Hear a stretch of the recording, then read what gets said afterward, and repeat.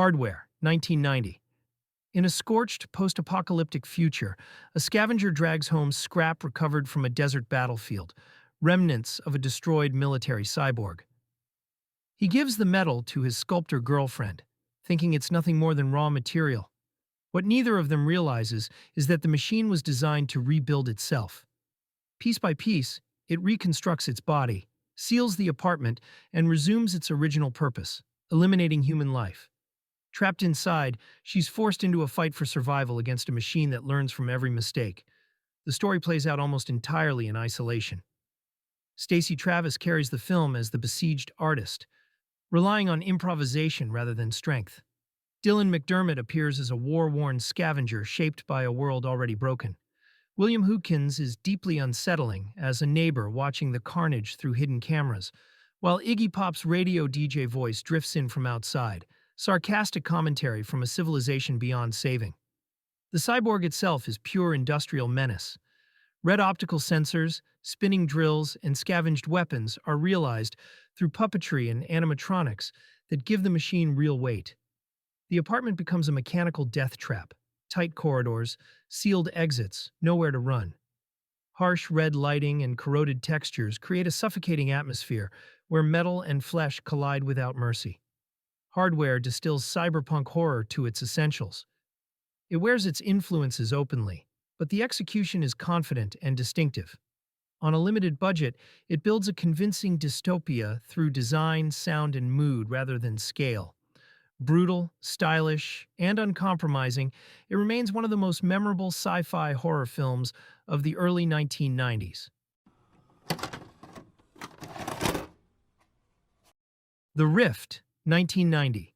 Dive into the depths of aquatic terror with The Rift, also known as Endless Descent, where director Juan Piquer Simon delivers a claustrophobic nightmare that feels like the abyss took a wrong turn into Event Horizon territory.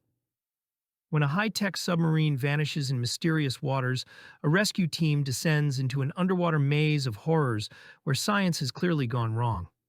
Jack Scalia leads a crew of expendables into the depths, where they discover an abandoned research facility that harbors monstrosities beyond comprehension. The practical effects bring these creatures to life with gloriously grotesque detail. Think twisted mutations and biological aberrations that would make John Carpenter proud. What really sells the horror is the film's suffocating atmosphere. Every creaking corridor and waterlogged chamber builds tension, while the crushing pressure of the deep adds an extra layer of dread to every encounter. The story might borrow from better-known underwater thrillers, but it compensates with sheer, unrestrained monster mayhem. For creature feature enthusiasts and fans of practical effects wizardry, The Rift serves up deep-sea terror with enough twisted imagination to make you think twice about your next diving expedition. The Gate 2, Trespassers, 1990. Trespassers is one of those rare horror sequels that dares to go smaller and stranger instead of bigger and louder. Released at the dawn of the 90s, it continues the story from the original cult favorite but shifts the focus inward, exploring the fallout of the first film's events and the lasting temptation of forbidden power. It's darker, moodier, and surprisingly emotional, trading chaos for melancholy as it follows a kid who never quite escaped the shadow of what he unleashed. The story centers on Terry, the awkward, grieving friend from the first film, who now lives a lonely, unstable life. Still haunted by the creatures he helped summon years earlier, he decides to reopen the portal to make things right, or maybe just to get a second chance at controlling his fate. But the moment he tries to bend those demonic forces to his will, things spiral again, and the familiar small-town setting becomes a quiet battleground between guilt, grief, and temptation. Director Tibor Takac returns with a film that feels like a darker reflection of the first. Gone is the sense of wonder. In its place is something more tragic, a cautionary tale about obsession and consequences, wrapped in practical effects and stop-motion creatures that retain their handmade charm. The Gate 2 might not have the energy of its predecessor, but it has a haunting sincerity that sticks with you. It's a sequel about mistakes that can't be undone, and about the dangerous hope that maybe, somehow, you can make peace with what you've opened. Shadowzone, 1990. J.S. Cardone's directorial debut turns the underground lab thriller into something genuinely unnerving. It's not gore or jump scares that unsettle, but the slow-building dread that something fundamentally wrong has been invited into our world. Imagine the thing filtered through sleep study paranoia, flickering fluorescence, echoing concrete, claustrophobia at every corner. A NASA-funded team is conducting dream research in a decommissioned missile silo when their experiments tear a hole into another dimension. What comes through isn't just hostile. It's adaptive, learning, and wearing bodies as if trying on clothes. Investigators arrive to find one scientist dead, the rest traumatized, and the entity still loose in the labyrinthine corridors beneath the Earth. Cardone, who would later write The Forsaken and episodes of The Outer Limits, already demonstrates a knack for atmosphere on a shoestring budget. Creature effects are practical and suggestive, keeping horror at the edges of perception. The cast, led by Louise Fletcher with her Ice Queen intensity, plays it straight enough to make the increasingly bizarre science feel credible. Shadowzone vanished almost immediately into the video store ecosystem, eclipsed by bigger-budget body horror. Yet it possesses that early 90s alchemy, inventive ideas, competent craft, and a willingness to get truly strange when the story demands it. Dead Girls, 1990. Long before the wave of 2000's metal horror hybrids, Dead Girls brought heavy guitars and slasher blood together on VHS shelves.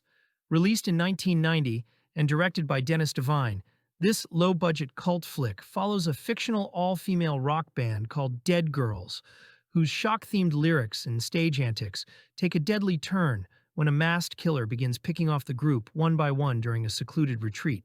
What starts like a pulpy slasher quickly leans into psychological territory. The surviving band members aren't just running from a killer. They're dealing with guilt, jealousy, and trauma from their fame. There's even a side thread involving cult obsession and moral panic, tapping into the era's real-world fear that heavy metal was corrupting youth. Stylistically, it's pure late 80s hangover. Fog machines, leather jackets, and VHS color bleed everywhere. The acting is rough around the edges, but that's part of its charm. It feels like something you'd find unlabeled in a rental bin and pop in just to see what happens. The kills are creative for the budget, with practical gore and a few genuinely eerie setups. What keeps Dead Girls interesting is how sincere it is. Beneath the camp and power chords, it's trying to say something about exploitation, of women, of art, of fear itself. The mix of horror, music, and moral hysteria makes it a snapshot of its time, right down to the smoky stage lights and echo-heavy synth score. It's not polished, but it's memorable. A rough, loud, oddly heartfelt slice of underground horror that feels tailor-made for fans of cult oddities. Dead Girls might not have broken new ground, but it definitely left a bloody footprint on the VHS stage. The Reflecting Skin, 1990. Philip Ridley's debut is not just overlooked. It's actively unsettling, and that's precisely the point. Set in the wheat-scorched plains of 1950s Idaho, it renders childhood trauma as fever dream. The film unfolds like a gothic fairy tale. Adults are either predators or victims, and innocence curdles into something dangerous. Young Seth Dove believes his neighbor is a vampire. She might be. Or she might simply be a widow, mourning in the vast American nowhere. Meanwhile, Seth's world collapses. His father unravels, his older brother returns from the Pacific changed, and the horizon burns with the dread of atomic age anxiety. Ridley frames the endless wheat fields like an ocean you could drown in, scorched gold and blood-red sunsets, while the synth and strings score turns pastoral decay into operatic horror. Viggo Mortensen brings unexpected tenderness to a role that could have been archetypal, while Jeremy Cooper sustains a feral intensity rare in child actors. But it's Lindsay Duncan who haunts every frame, fragile, monstrous, and terrifying, depending on whose eyes we're seeing through. Premiering at select festivals and earning a cult reputation in Europe, the film vanished from American screens for years. It flirts with exploitation edges but never fully embraces them. The reflecting skin feels like Terrence Malick directing a grim tale. Beautiful, unbearable, and even 30 years later, defiant of easy categorization. I'm Dangerous Tonight, 1990. I'm Dangerous Tonight is Toby Hooper working in television movie mode, adapting a Cornell Woolrich story about a cursed piece of fabric that transforms anyone wearing it into a violent, seductive version of themselves.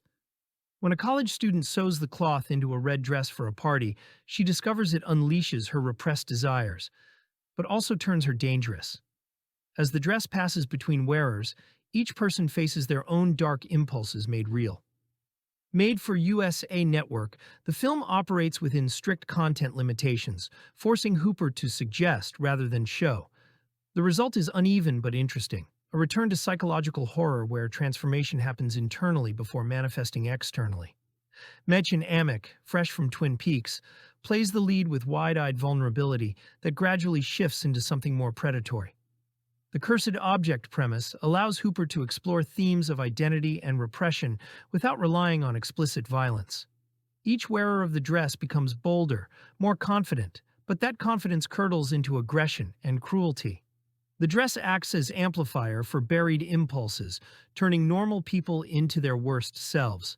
It's classic EC Comics horror filtered through early 90s television aesthetics. I'm Dangerous Tonight lacks the resources and freedom of Hooper's theatrical work. And it shows. The pacing drags, the budget constraints are obvious, and the made-for-TV limitations prevent the film from fully embracing its darker implications. But there's something admirable about Hooper continuing to explore cursed femininity and transformation, even in this restricted format. It's minor Hooper, but it demonstrates his willingness to keep working and experimenting, even when the canvas had shrunk considerably. Braindead, 1990. Not the Peter Jackson splatter film. This is Adam Simon's paranoid mindbender, and one of the most undervalued psychological thrillers of its era. Bill Pullman stars as a neurosurgeon drawn into an experimental brain procedure on a mathematician accused of murdering his family. From that unsettling setup, Simon constructs a reality where each answer peels back another lie, and certainty becomes impossible. This feels like what happens when a Roger Corman protege is given real resources and told to take risks. Simon crafts something that plays like David Cronenberg channeling Philip K. Dick, clinical, controlled, and quietly destabilizing. The sterile research facility dominates the film. White corridors, observation rooms, an artificial calm that may be real, staged, or entirely inside Pullman's fracturing mind. Bill Paxton brings a coiled antagonistic menace to a supporting role, while Bud Cort's off-kilter presence suggests he may be the only honest character. The score shifts between industrial unease and eerie restraint, refusing to let the audience settle. By the final act, timelines blur, identities fracture, and the film openly challenges whether anything we've witnessed actually occurred. Premiering at Sundance to strong buzz, Braindead was quickly shunted to video, where it quietly found its audience. It remains a cult favorite for viewers who like their thrillers disorienting, intellectual, and willing to leave scars rather than answers. Baby Blood, 1990. Body horror doesn't get much stranger or bloodier than Baby Blood. Released in 1990 and directed by Alain Robach, this French horror film blends dark comedy, surrealism, and grotesque imagery into something that feels both disturbing and oddly artful. The story follows Yanka, a circus performer trapped in an abusive relationship whose life takes a horrific turn when a strange parasite enters her body. It speaks to her telepathically, convincing her she's carrying the seed of a new species, one that will replace humanity. The catch? It needs blood to survive. Lots of it. Over time, Yanka transforms from victim to predator, feeding her unborn monster and killing anyone who crosses her path. What makes Baby Blood so fascinating isn't just the gore, though there's plenty, but its perspective. The creature inside her isn't a villain. It sees itself as evolution, and Yanka slowly begins to agree. Roebuck's direction keeps everything uncomfortably intimate. Extreme close-ups, smeared makeup, and pulsating sound design that make you feel like you're trapped inside Yanka's head. The narration from the creature, voiced by Alain Bachung in the French version, Gary Oldman in the English dub, gives the film an unnerving charm, like a lullaby whispered by something inhuman. Under its splatter and surreal humor, Baby Blood is really about transformation and control. A bloody feminist parable told through the lens of European horror. It's shocking, stylish, and weirdly beautiful, the kind of film that stuck to the shelves of the VHS horror section like a dare. If David Cronenberg and Gene Rollin ever made a movie together, it might look a lot like Baby Blood. Equal parts disturbing and mesmerizing, and absolutely one of the strangest horror films of the early 90s. Two Evil Eyes, 1990. Two Evil Eyes is a rare collaboration between two of horror's most distinctive voices, George A. Romero and Dario Argento. Released in 1990, the film adapts a pair of Edgar Allan Poe stories into two feature-length segments, each directed in the unmistakable style of its creator. It's a meeting of horror minds that feels like a cinematic handshake between American and Italian Gothic traditions. Romero's segment, The Facts in the Case of Ms. Valdemar, stars Adrienne Barbeau as a woman scheming to control her dying husband's fortune through hypnotism. Things, of course, don't go as planned, and the story spirals into a tale of greed, guilt, and reanimation. It plays like a lost episode of Tales from the Crypt, darkly funny, moralistic, and full of pulpy energy. Argento's half, The Black Cat, reimagines Poe's story through the lens of a crime thriller. Harvey Keitel stars as a crime scene photographer whose growing obsession with death and cruelty pushes him toward madness. Argento fills the frame with bold colors, stylized violence, and his trademark sense of delirium, turning the familiar story into something vivid and unsettling. While the two stories are tonally very different, that's part of the appeal. Romero delivers measured suspense and irony, while Argento goes full fever dream. Together, they show how Poe's stories can mutate through different cultures and cinematic traditions. Two Evil Eyes wasn't a major hit at release, but it became a cult favorite among VHS collectors, partly because it's one of the few times two horror legends shared billing on the same project. For fans of anthology horror or classic literature reimagined through blood and style, it's a must-see from the tail end of the genre's golden age. Dolly Dearest, 1991. An American family moves to Mexico to revive a failing doll factory, unaware that the property sits atop ancient ruins where a demonic spirit has been imprisoned for centuries. When the spirit possesses the factory's inventory of porcelain dolls, the family's young daughter receives one as a gift. And Dolly has plans that involve much more than playtime. As the possessed dolls multiply and their violence escalates, the family must discover the spirit's origins and find a way to stop it. The film arrived in Child's Play's wake, clearly capitalizing on Evil Doll's success, but director Maria Elise brings enough craft to make it more than a simple cash grab. The Mexican locations provide authentic atmosphere, ancient ruins, dusty factories, and colonial architecture that grounds the supernatural premise. The doll effects blend animatronics and puppetry with varying success, most effective when the dolls move in quick, unsettling bursts rather than extended sequences. Denise Crosby leads the cast as the mother slowly realizing her daughter's beloved toy is something malevolent, while Sam Bottoms plays the father, whose business venture becomes a nightmare. Rip Torn appears as the archaeologist who understands the demonic forces at play, adding veteran presence. The child performance captures genuine creepiness as the daughter falls under Dolly's influence. The film's mythology connecting dolls to ancient demon worship provides more depth than expected, treating the supernatural elements with surprising seriousness. The climax delivers practical effects chaos as multiple possessed dolls attack simultaneously. Dolly Dearest won't replace Chucky in the evil doll pantheon, but it's competently made horror that found its audience through video stores seeking Child's Play alternatives.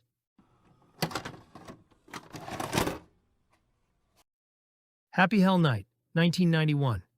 25 years ago, a priest possessed by demonic forces went on a rampage through a fraternity house before being confined to an asylum. Now, as part of a Hell Night hazing ritual, fraternity pledges break into the institution and accidentally release him. Father Malleus returns to finish what he started, hunting the descendants of those who imprisoned him, while wielding supernatural powers and a talent for creative violence.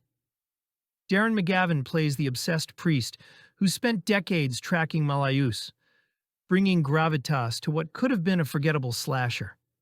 The film blends supernatural horror with slasher conventions. Malleus isn't just a killer, but a demonic force that can manipulate reality, possess victims, and withstand damage that would stop human antagonists. This gives the kills variety beyond typical stalk and slash sequences.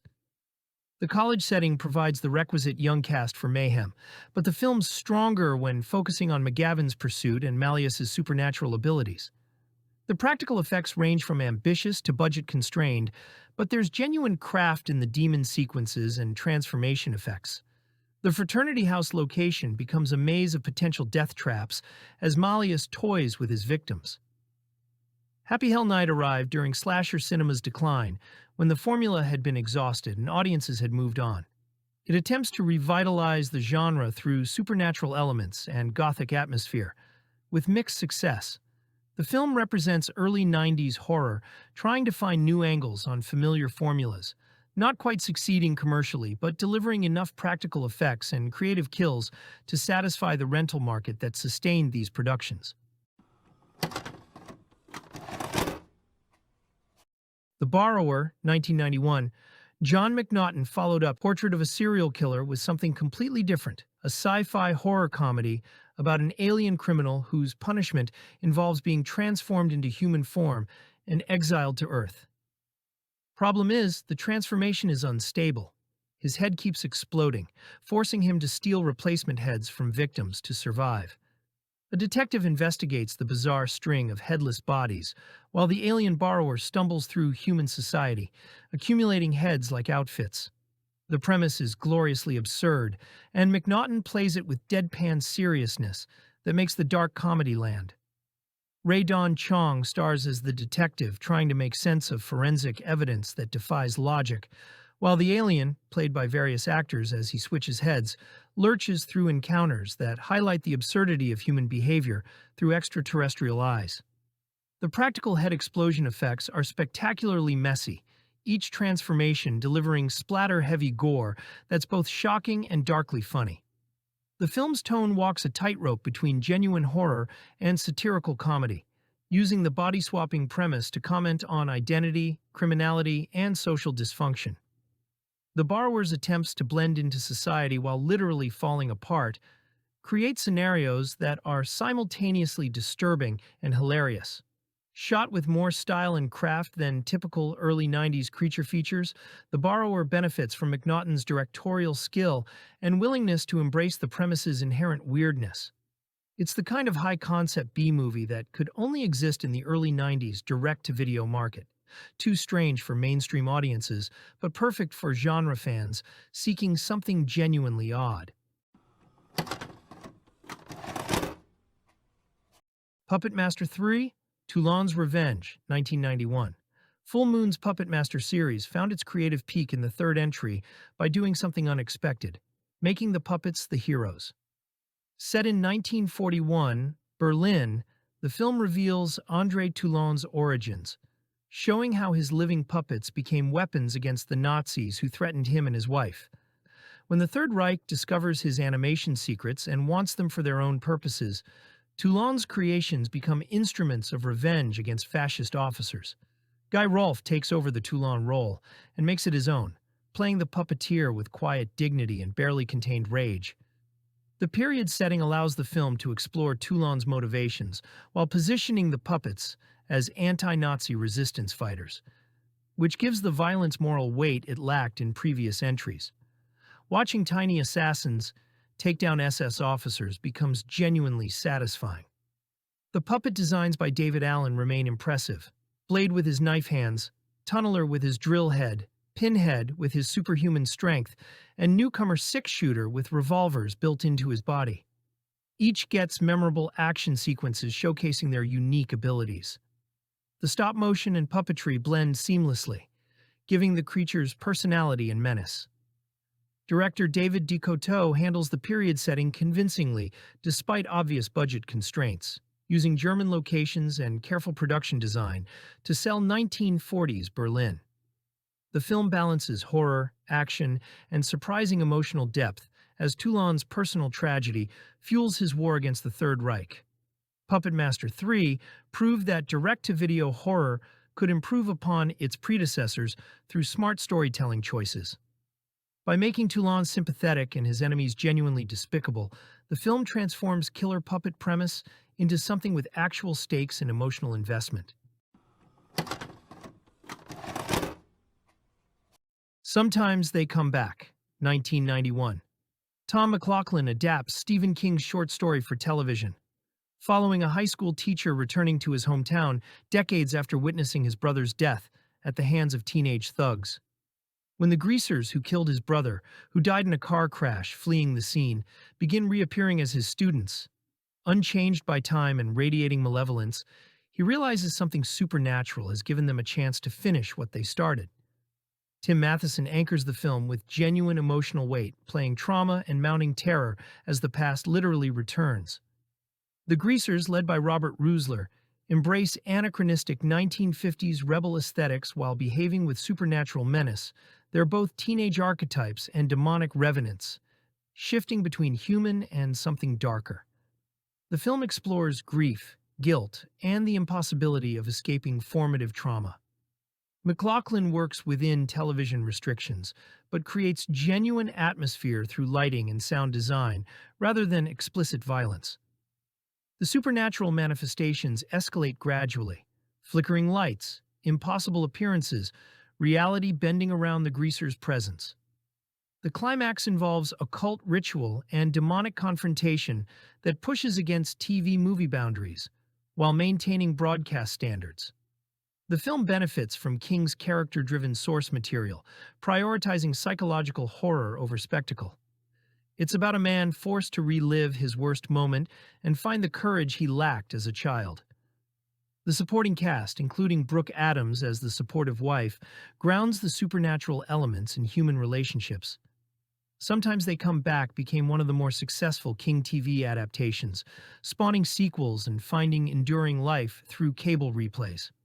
It represents early 90s television horror that respected source material while delivering accessible supernatural thrills.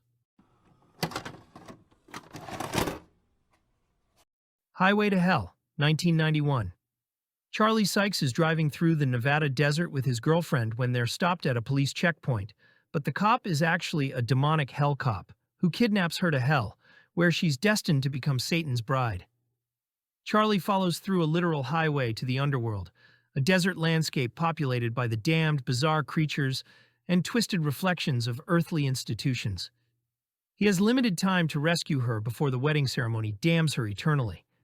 Chad Lowe plays Charlie with earnest determination that grounds the increasingly surreal journey, while Christy Swanson provides the imperiled girlfriend who's more capable than typical damsel roles. C.J. Graham brings menacing presence as the Hell Cop, a demonic antagonist who pursues them through the underworld. Ben Stiller appears in a supporting role as a short-order cook in Hell's version of a diner.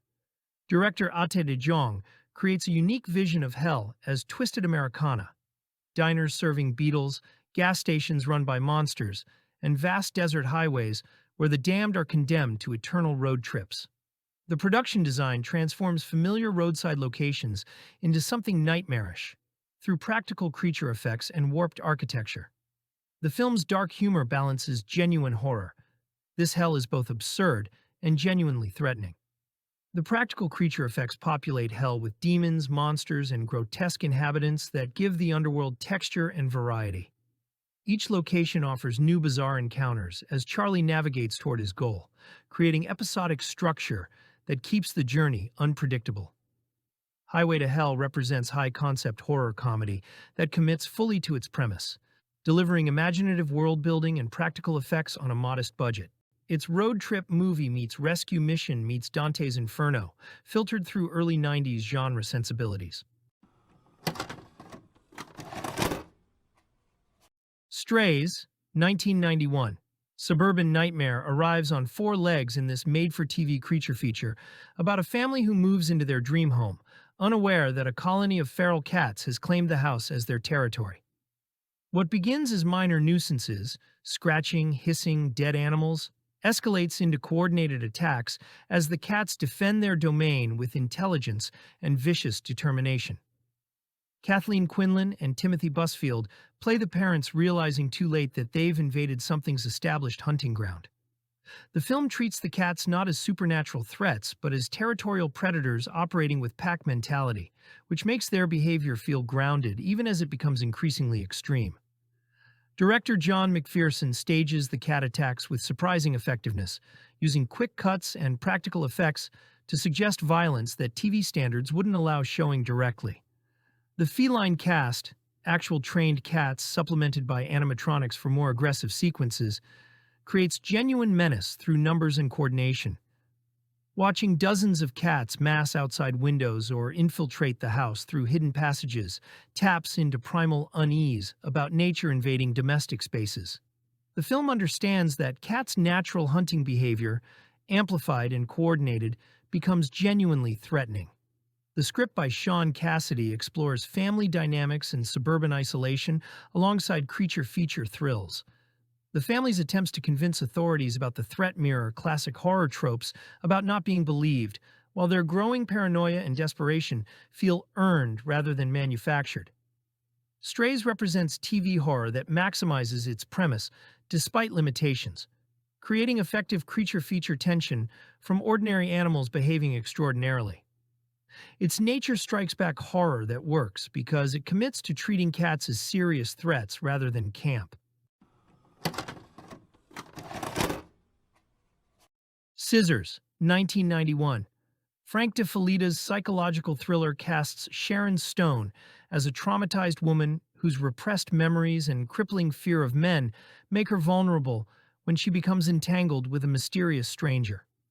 After a violent attack, she finds herself trapped in an apartment where reality becomes increasingly unstable. The film blurs the line between psychological breakdown and genuine conspiracy. Stone delivers a raw, vulnerable performance that predates her basic instinct stardom, playing a woman whose mental state makes her an unreliable narrator.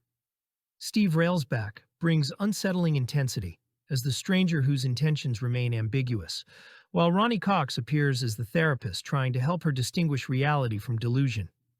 The film keeps audiences off balance about what's real and what's psychological manifestation. DeFelitta, working from his own script, constructs a claustrophobic nightmare that traps both character and audience in confined spaces where trust evaporates. The apartment becomes a prison where every sound suggests threat, and every shadow could hide an attacker.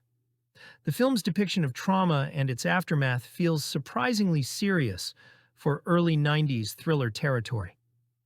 The mystery structure keeps revealing new layers. Each explanation creates more questions, and the film withholds definitive answers until the climax forces revelation. The confined setting and small cast create intimacy that makes the psychological horror more immediate and personal. Scissors arrived during the early 90s psychological thriller boom, but got lost among bigger releases. It represents a specific strain of paranoia cinema that explores female trauma and mental instability with more complexity than typical exploitation, though it never quite escapes thriller genre conventions. Subspecies, 1991. Full Moon Entertainment took their monster-making operation to Romania and discovered something magical: actual Gothic castles, ancient graveyards, and locations that looked genuinely medieval without set dressing. Subspecies follows three American students studying folklore in Transylvania who encounter Radu, an ancient vampire with elongated fingers and a face that nightmares are made of. His conflict with his more noble vampire brother over a bloodstone that drips the blood of saints becomes secondary to Radu's obsession with claiming one of the students for himself. Anders Hove plays Radu with theatrical menace and physical grotesqueness, The makeup and prosthetic fingers create a truly monstrous vampire that rejects any romantic interpretation. He's all predatory hunger and sadistic glee, a creature that feels genuinely ancient and evil. The titular subspecies are tiny demonic minions that birth from Radu's own fingers, stop-motion creations by David Allen that add surreal horror to the proceedings. Director Ted Nicolau uses the Romanian locations brilliantly, shooting in actual castles and cobblestone villages that give the film atmosphere beyond its modest budget. The cinematography captures genuine Gothic beauty. Moonlit castle towers, fog-shrouded forests, and crumbling crypts that don't need enhancement. Combined with practical creature effects and committed performances, Subspecies feels more authentic than many bigger-budget vampire films. The film spawned multiple sequels that continued Radu's story, building a surprisingly coherent mythology across Full Moon's catalog. It represents Charles Band's production company at a creative peak, when shooting overseas allowed them to deliver atmosphere and spectacle that elevated their creature feature formula into something genuinely atmospheric. Voices from Beyond, 1991. Lucio Fulci's Voices from Beyond finds the Italian horror maestro in more restrained mode, crafting a supernatural mystery about a wealthy patriarch who dies under suspicious circumstances. From beyond death, his spirit reaches out to his daughter through visions and whispers, guiding her investigation into his demise. As she digs deeper, she uncovers family secrets, corporate conspiracy, and evidence suggesting everyone close to him had motive for patricide. Duilio del Prete plays the deceased father in extended flashback sequences that reveal his cruel manipulation of family members, making him simultaneously victim and villain. Karina Huff portrays the daughter torn between grief and growing suspicion, navigating a web of lies from relatives who each harbor secrets. The investigation structure gives the film procedural backbone, while supernatural elements add Gothic atmosphere. Fulci tones down his typical extreme gore in favor of psychological horror and mystery plotting, though his fascination with death and decay still manifests in morgue sequences and decomposition imagery. The film's visual approach emphasizes shadows, distorted perspectives, and unsettling framing that creates pervasive unease without relying on explicit violence. The supernatural communication between father and daughter provides the film's most effective moments, his ghostly guidance leading her toward truth while protecting her from those who'd silence her. The climax delivers both mystery resolution and supernatural payoff, revealing the extent of the conspiracy while allowing the spirit's vengeance. Voices from Beyond represents Fulci working in more accessible register, proving he could craft suspenseful mystery thrillers without abandoning his Gothic sensibilities. It's a minor work in his filmography, but demonstrates range beyond the extreme horror that made him infamous. Dust Devil, 1992. The story opens on the edge of the Namib Desert, where a drifter moves like a phantom through abandoned roads and dying towns. Locals whisper about ritual murders, each victim left in a pose suggesting something more symbolic than simple killing. When a woman fleeing her collapsing marriage crosses his path, her attempt to start over becomes entanglement with a being whose intentions are far older than the modern world. Richard Stanley uses the desert not as backdrop, but as character. Color-drenched dusk, endless sand plains, and wind-carved rock make the landscape feel like a borderland between physical and spiritual realms. Robert John Burke plays the hitchhiker with disarming charm, a figure who seems polite one moment and unnervingly detached the next. Chelsea Field grounds the emotional core of the story, playing a woman torn between desperation and the lure of something supernatural. A parallel plot follows a weary police officer trying to understand the ritualistic nature of the killings, guided by a Sangoma who warns that the drifter may not be entirely human. The film folds folklore, mysticism, and existential dread into a narrative that moves more like a fever dream than a mainstream thriller. The effects are sparse but eerie, leaning on symbolic imagery and atmospheric tension rather than spectacle. Multiple cuts of the film exist due to production battles, but the director's cut showcases a hypnotic meditation on violence, transformation, and the human instinct to run from or into destruction. Its pacing, dreamlike logic, and metaphysical focus confuse some viewers expecting conventional horror. Today it stands as a singular early 90s oddity, a supernatural road movie fused with desert folklore, uncompromised mood, and unforgettable visuals. The Vagrant, 1992. It all begins with Clark, an anxious office worker who finally buys his first house and expects it to mark a new stable chapter. But the celebration ends quickly when a wild-eyed drifter appears on his property and refuses to leave. What starts as a nuisance slowly becomes a waking nightmare, in which Clark can't decide if he's being harassed or losing his grip. Bill Paxton plays Clark with escalating desperation, shifting from polite frustration to outright meltdown with a comic edge that keeps the story unpredictable. Marshall Bell, as the Vagrant, barely speaks, relying on unsettling expressions and strange rituals that make him feel less like a person and more like manifestation of Clark's insecurities. Michael Ironside steps in as a detective who thinks the real threat might be Clark himself. The tone balances black comedy and psychological horror. Scenes swing between absurdity, like the Vagrant leaving grotesque surprises inside Clark's kitchen, and sustained dread as Clark spirals into paranoia. Special effects artist-turned-director Chris Wallace injects the film with odd, sometimes disgusting visuals that amplify Clark's descent. The house becomes a character, shifting from dream home to claustrophobic battleground. The cinematography treats surreal moments with complete seriousness, enhancing both the humor and the horror. By the final act, the film flirts with the possibility that everything is a projection of Clark's unraveling mind. Critics didn't know what to make of its tonal mix at release, but the film has since become a small cult favorite for viewers who appreciate its off-kilter humor, Paxton's wild performance, and Wallace's willingness to push its premise into bizarre territory. Auntie Lee's Meat Pies, 1992. This dark comedy takes place on a rural property where Auntie Lee and her four nieces operate a beloved pie business with a macabre secret ingredient.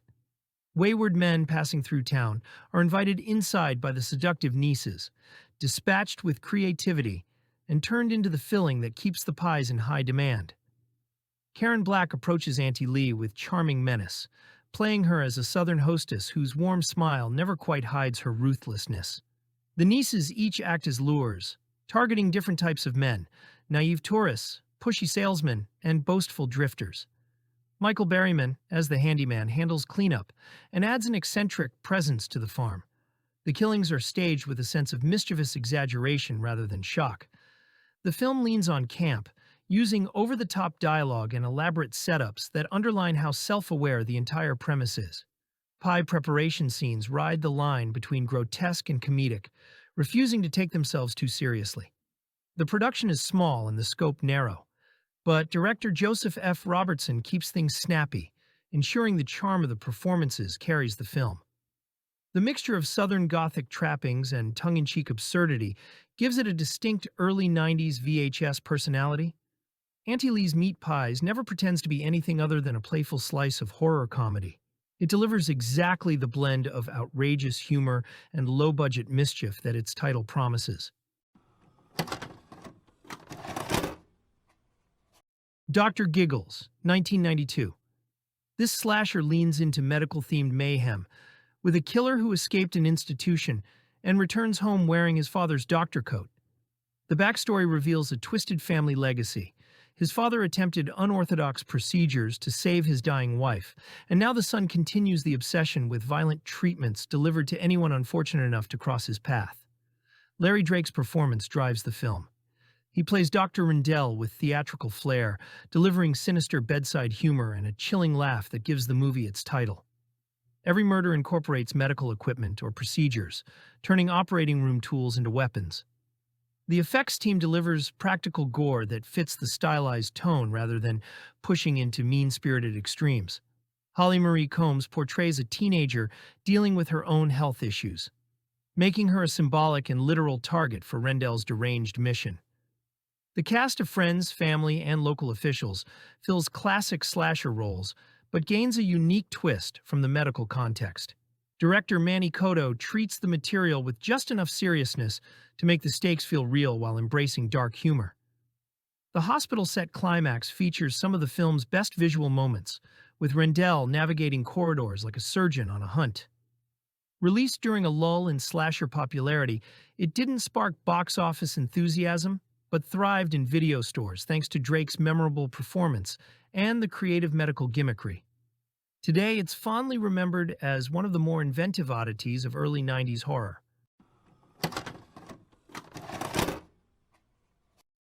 Netherworld, 1992. A young man arrives at his late father's Louisiana estate, expecting to settle affairs, only to learn his father delved deeply into local occult practices before dying. Rumors suggest he sought a second life through a ritual involving a powerful priestess, and the son begins unraveling the web of secrets left behind. Michael Bendetti plays the inheritor drawn into a maze of bayou mysticism, prostitution rings tied to spiritual transactions, and a hidden community where wealthy men attempt to transfer their souls into younger bodies. Denise Gentile portrays a woman who shifts between ally and enigma, with ties to supernatural forces. The film's standout feature is its atmosphere. Director David Schmeller uses the region's swampy landscapes to create an environment where magical practices feel ingrained in the land. Practical effects and optical work visualize soul transference and ritual magic with restrained but evocative style. As mysteries stack up, the protagonist realizes his father's intentions extend far beyond simple resurrection. The plot grows increasingly dense, layering conspiracies until reality feels porous. The pacing is slow and deliberate, emphasizing mood over action, but the world building gives the story an identity distinct from more straightforward full moon features. Netherworld lands somewhere between occult thriller and Southern Gothic fever dream. It's uneven but ambitious, offering a mix of sultry atmosphere, mystical intrigue, and the kind of supernatural melodrama that made it stand out in the video store era. Mikey, 1992. The movie wastes no time introducing its premise: a small boy whose soft exterior hides a calculating mind. He engineers the deaths of his adoptive family with the precision of someone who understands exactly how adults rationalize tragedy, then eases into a new household where no one can imagine him capable of harm. From that point on, the tension comes from watching the adults talk themselves out of believing their own doubts. Brian Bonsall gives a chilling performance, not by acting monstrous, but by playing Mikey as eerily relaxed. His expressions barely change, whether he's charming teachers or staging an accident. The film keeps his motives deliberately blank. No trauma, no grand plan, just a child who views people as obstacles and opportunities. Director Dennis Dimster frames the violence with a detached eye, showing Mikey using whatever lies around: sports gear, bathwater, electrical outlets. These sequences aren't flashy. They're disturbing because of how methodical and emotionless they feel. Adults, meanwhile, struggle with the moral impossibility of suspecting a kid. The movie landed during a brief wave of killer kid thrillers, though it arrived before The Good Son rather than after. Its release was limited due to concerns over child violence, especially in the wake of real-world events in the UK that made the premise feel too provocative at the time. That notoriety kept it circulating in video stores, even after its distribution shrank. As a thriller, it's lean and unsentimental. The film never redeems Mikey or provides an origin story. It simply portraits an unfeeling predator, hidden in plain sight, and the adults who never see danger until it's too late. Waxwork 2, Lost in Time, 1992. Instead of repeating the original film's Wax Museum gimmick, the sequel barrels into a dimension-hopping adventure where the survivors are forced to gather evidence, proving they didn't cause the museum's destruction. Each portal drops them into a new world modeled after classic horror stories, sci-fi movies, and fantasy tropes, giving the film structure closer to an anthology than a straightforward narrative. Zach Galligan returns as the beleaguered hero, plunging through one cinematic parody after another with earnest energy. Monica Schnara replaces the original's female lead and gamely jumps between genres alongside him. Their chemistry keeps the tone breezy even as they face everything from medieval monsters to alien threats. Bruce Campbell shows up for memorable comedic bits, embracing the exaggerated style. The film relies on practical effects for nearly every creature, weapon, and set piece. The Frankenstein-style segment feels lovingly crafted, complete with period lighting and costume design. The alien sequence knowingly leans into 1950s sci-fi aesthetics, right down to stiff movements and retro lab gear. Despite a limited budget, the imagination on display keeps each vignette lively. While the humor is broad, the affection for genre filmmaking is genuine. Director Anthony Hickox celebrates the pulp traditions that inspired the original film. The pacing never lingers too long in one timeline, giving it a momentum that mirrors flipping channels across decades of horror history. Its release on home video allowed it to find its ideal audience: fans who enjoy playful practical effects, quick genre riffs, and sequels that swing for the fences instead of retracing old steps. Seedpeople, 1992. A meteor shower over a quiet California farming town brings something far stranger than space debris. Small, spore-like creatures emerge and begin transforming residents into plant-based duplicates, replacing them one by one.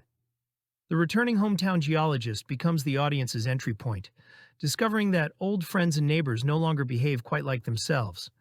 Sam Hennings plays the lead with practical determination, assembling a small group of survivors while trying to understand the biology and motives behind the intruders. The supporting cast switches between human warmth and eerie detachment, depending on whether they're still themselves or have been replaced. The creature designs are the film's highlight: hulking plant monsters with root-like limbs, fibrous skin, and bulbous growths that pulse with alien life. Transformation scenes combine puppetry, makeup, and creative editing to sell the idea of human bodies being subsumed by botanical matter. These practical effects give the invasion an earthy, tactile quality. Director Peter Manoogian keeps the story straightforward and the pacing tight. Instead of sprawling world-ending stakes, the film focuses on a small community slowly swallowed by an unseen threat. The paranoia it creates feels sincere, even when the concept leans into pulp territory. Seedpeople is often compared to Body Snatchers, but it embraces its own B-movie identity. It delivers tense atmosphere, strong creature work, and a contained sci-fi horror scenario made for the direct-to-video era. Demonic Toys, 1992. The story unfolds almost entirely inside a cavernous toy warehouse, where a police officer takes refuge after a botched sting and accidentally awakens an ancient demonic presence buried beneath the building. That force channels itself into the toys scattered throughout the warehouse, twisting playful designs into vicious predators. Tracy Scoggins anchors the film as the resourceful officer, treating the absurd scenario with grounded determination. She's joined by a handful of criminals and employees who become targets as the possessed toys emerge. A demonic entity called the Kid gives the toys purpose, acquiring a vessel to be reborn, with the officer's unborn child becoming the intended host. Each toy has its own personality and attack style. Jack Attack springs with razor-edged jaws. Grizzly Teddy mutates into larger, more monstrous forms. Robot Tank fires beams and projectiles. The puppetry and practical effects lend them weight and presence. The movie blends dark humor with creature feature thrills. The kills lean into creativity rather than gore, using the warehouse's endless stacks of merchandise for set pieces. The demon's final appearance adds a grotesque flourish that expands the story beyond killer toy antics. Demonic Toys later spawned sequels and crossovers, becoming one of Full Moon's longest-running mini-franchises. It exemplifies the studio's brand: imaginative effects, offbeat premises, and commitment to making wild concepts feel strangely earnest. Dr. Mordrid, 1992.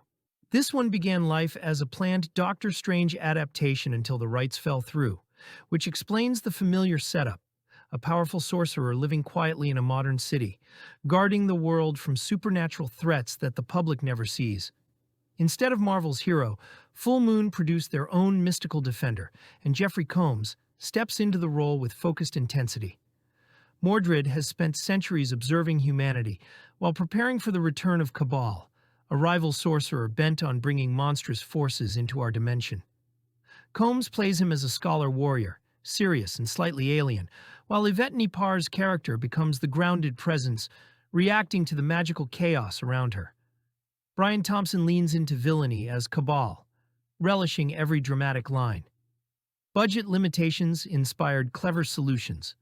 The most memorable sequence takes place inside a museum where Mordrid and Cabal animate dinosaur skeletons and ancient artifacts in a magical duel. Stop-motion effects and puppetry give the showdown texture and charm that CGI of the era couldn't match. Optical effects fill in the spellcasting and dimensional imagery. Albert Band keeps the story simple and propulsive, avoiding deep lore dumps while building a world that feels larger than the movie's budget. Full Moon intended the film to launch a franchise, and while financial issues halted those plans, Dr. Mordrid has endured as one of the studio's most polished and imaginative productions. A glimpse of what they could do when ambition outpaced resources, but the creativity held everything together. Dark Waters, 1993. After her father's death, a young woman travels to a remote island convent to uncover why he secretly funded the isolated monastery. The building is ancient and decaying, the nuns disturbingly silent, and the rituals practiced within suggest something far older than Christianity. As she investigates, her family's connection to the place reveals a lineage steeped in forbidden knowledge. Mariano Bino's debut leans heavily into atmosphere. Shot in post-Soviet Ukraine, the film uses crumbling architecture, endless rain, and candlelit corridors to create constant unease. Louise Salter carries the film with quiet resolve, navigating a world that feels both medieval and timeless. The horror emerges gradually. Practical creature effects appear sparingly but effectively, grotesque and organic when they finally surface. Bano prioritizes implication over explanation, blending body horror with cosmic dread and psychological pressure. Dark Waters unfolds at a deliberate pace, favoring texture and mood over clarity. It's a slow-burn occult film that rewards patience, standing as a cult favorite for viewers drawn to Lovecraftian atmosphere and oppressive imagery. Ghost in the Machine, 1993. Serial killer Carl Hockman, known as the Address Book Killer, dies in a car crash and is accidentally digitized during an MRI scan amid an electrical storm. His consciousness fuses with the city's power grid and early computer networks, allowing him to continue killing without a physical body. From inside the system, he begins stalking single mother Terry Monroe and her young son, turning everyday technology, appliances, traffic systems, into weapons. Rachel Talalay directs this pre-internet technophobia thriller with restless energy and uneven confidence. Karen Allen grounds the film as Terry, selling the escalating paranoia with determination and vulnerability, while Will Horneff gives the story its emotional core as her tech-savvy son.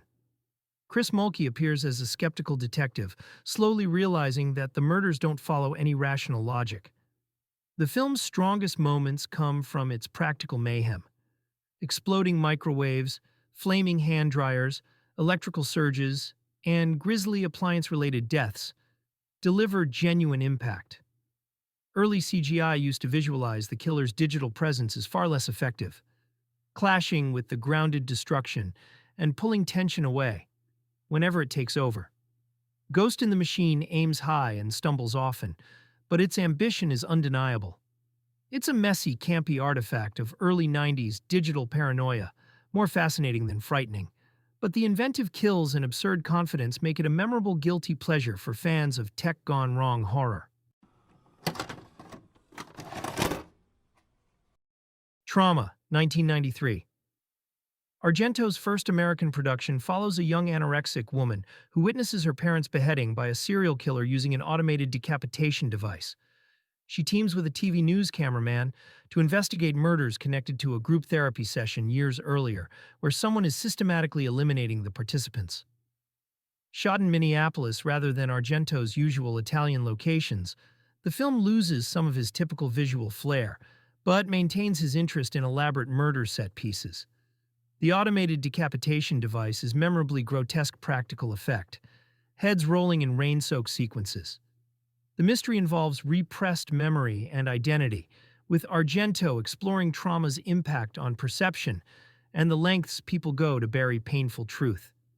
The film's American production brought English-language dialogue and more conventional thriller pacing, making it accessible to broader audiences while sacrificing some of Argento's trademark excess. Trauma marked his attempt to conquer the American market, with mixed results. The film works as effective thriller but lacks the visual poetry and operatic intensity of his Italian masterworks. Amityville, A New Generation, 1993. Young artist Keys Terry receives a mysterious antique mirror from a homeless man, a forgotten relic from 112 Ocean Avenue.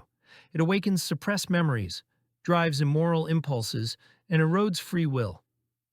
As supernatural influence spreads, friends and lovers face deadly manifestations tied to buried horrors. John Merlowski blends psychological allegory with horror, evil exploits, personal flaws, and trauma.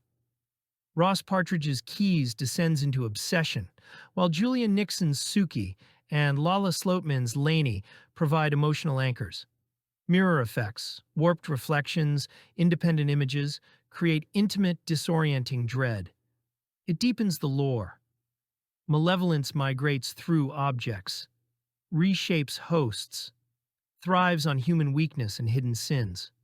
A thoughtful entry that examines how the Amityville evil adapts, infiltrating new lives and forcing confrontation with the past. Necronomicon, 1993. Structured as an anthology, the film frames its stories around a young H.P. Lovecraft sneaking into a forbidden monastic library to read the infamous Necronomicon. As he turns its pages, 3 loosely adapted tales unfold, each exploring resurrection, unnatural survival, and ancient cosmic horrors, while the wraparound narrative escalates toward monstrous chaos. Multiple directors bring distinct tones to the segments, including Brian Yuzna, Christoph Gans, and Shusuke Kaneko. Jeffrey Combs anchors the film as Lovecraft himself, playing the role with sly intensity that connects naturally to his Reanimator legacy. Supporting performances from Bruce Payne, Belinda Bauer, and David Warner add weight to the otherwise uneven collection. The true stars are the practical effects. Melting flesh, writhing tentacles, bat-like creatures, and grotesque transformations dominate the screen with wet, tactile detail. Effects teams, led by Screaming Mad George, deliver some of the most shamelessly gooey visuals of early 90s horror, even when budget limitations show. Necronomicon is ambitious, messy, and proudly excessive. It sacrifices subtle, cosmic dread for splatter and spectacle, but its enthusiasm and effects-driven creativity have earned it cult affection as a chaotic love letter to Lovecraft filtered through peak-era Yuzna insanity. Man's Best Friend, 1993. A television journalist sneaks into a genetic research lab to expose animal cruelty and unintentionally frees a massive Tibetan Mastiff named Max. Engineered with DNA from multiple species, the dog possesses enhanced speed, camouflage, agility, and lethal instincts. Protective toward his rescuer but violently hostile to perceived threats, Max becomes increasingly dangerous as his creator hunts him down. John LaFia directs a strange hybrid of creature feature and satire, never fully settling on a tone. Ali Sheedy brings warmth and sincerity to the role of an unwitting owner in Over Her Head, while Lance Henriksen looms over the film as the obsessive scientist who views Max as both masterpiece and property. Their performances help stabilize a story that frequently veers between camp and cruelty. The real appeal lies in the practical effects. Trained dogs, puppetry, mechanical rigs, and Kevin Yeager's makeup work give Max convincing physical presence. The kills are surprisingly nasty. Acid attacks, brutal maulings, and a particularly infamous animal-related moment that cements the film's cult reputation. Man's best friend never quite becomes the sharp satire it reaches for, but it commits fully to its premise. It's goofy, uneven, and undeniably entertaining, standing as a quintessential 90s creature feature powered by practical effects and unapologetic excess. Ticks, 1993. A group of troubled inner-city teens heads into the California wilderness for a therapeutic retreat, only to encounter a forest overrun by giant mutated ticks. Dumped steroids from a nearby marijuana operation have transformed the parasites into aggressive, fast-growing monsters, turning the trip into a desperate fight for survival. Tony Randell directs with solid pacing and a firm grip on creature chaos. A young Seth Green stands out as a traumatized teen struggling with fear, while Alfonso Ribeiro brings swagger and energy to the group. Clint Howard steals scenes as a deranged local, whose warnings go ignored until it's far too late. The tick effects are the main attraction. Oversized puppets crawl, latch on, and burrow beneath skin before erupting in slimy bursts of body horror. Animatronics and prosthetics keep everything tactile and disgusting, far outshining the era's digital effects. Ticks delivers exactly what its title promises. It's loud, gross, and unapologetically silly. A pure 90s creature feature fueled by practical ingenuity and relentless commitment to its ridiculous premise. Warlock, the Armageddon, 1993. The Warlock is reborn through a grotesque ritual and sets out to collect 6 ancient runestones that will allow him to summon Satan and trigger Armageddon. Standing in his way are 2 teenagers descended from druid bloodlines, forced to embrace inherited powers before the final stone is claimed. Anthony Hickox abandons the original film's time travel hook in favor of full supernatural excess. Julian Sands returns with gleeful menace, relishing the character's cruelty and dark humor. The young leads provide enough emotional grounding to balance the escalating carnage. Practical effects drive the spectacle. Victims are flayed, impaled, twisted, and obliterated in increasingly elaborate set pieces. Each kill escalates the chaos, building toward a finale packed with demonic imagery, pyrotechnics, and magical combat. The Armageddon fully embraces its identity as a louder, bloodier sequel. It's ridiculous, vicious, and proudly excessive, exactly the kind of 90s horror escalation that knows fun matters more than restraint. Skinner, 1993. Ted Raimi stars as Dennis Skinner, a drifter who rents a room from a married couple while quietly murdering victims by skinning them alive. Calm, precise, and utterly detached, he moves through his routine without guilt. One survivor, left scarred but alive, begins tracking him with the same cold determination he applies to his crimes. Ivan Nagy directs with unapologetic sleaze, refusing to soften the material. Raimi sheds his usual likability entirely, delivering a performance that's restrained, unsettling, and deeply unpleasant. Ricky Lake brings vulnerability to the oblivious landlady, while Tracy Lords injects raw intensity as the vengeful survivor spiraling through addiction and rage. The violence is explicit and deliberately uncomfortable. Skinning sequences linger, rendered with detailed prosthetics and methodical pacing. Every act feels clinical rather than chaotic, forcing the audience to sit with the brutality instead of cutting away from it. Skinner offers no redemption or catharsis. It's bleak, nasty, and confrontational. An exploitation film that doubles as a character study. For viewers willing to engage with its extremity, it leaves a lasting, grim impression. The Washing Machine, 1993. 3 sisters share a rundown Budapest apartment and compete for the attention of their manipulative lover. When his dismembered body is discovered inside their washing machine, a police inspector arrives to investigate, only for the corpse to vanish without explanation. Each woman offers a different version of events, pulling him deeper into deception. Ruggero Deodato directs this late-era giallo with sleazy confidence, using post-communist Budapest as a grimy, claustrophobic backdrop. The actresses play the sisters with seductive unpredictability, keeping the story deliberately unstable as domestic spaces become psychological traps. Violence is used sparingly but effectively. Mangled body parts and sudden revelations punctuate the film, while the real horror comes from erotic tension, unreliable narration, and mounting unease. The washing machine itself becomes an object of dread through repetition. The washing machine is messy, trashy, and strangely hypnotic. It prioritizes atmosphere and provocation over logic, standing as a memorable Euro-cult oddity for viewers willing to embrace ambiguity, sleaze, and late-period giallo excess. Lurking Fear, 1994. A group of thieves returns to a decaying small town to recover stolen money hidden in a cemetery, only to discover that something ancient and unholy has made the underground catacombs its hunting ground. What starts as a heist quickly becomes a fight for survival against creatures that have been feeding in the dark for generations. Directed by C. Courtney Joyner and produced by Charles Band's Full Moon Entertainment, The Lurking Fear is a loose adaptation of H.P. Lovecraft that trades cosmic dread for grimy, hands-on creature feature chaos.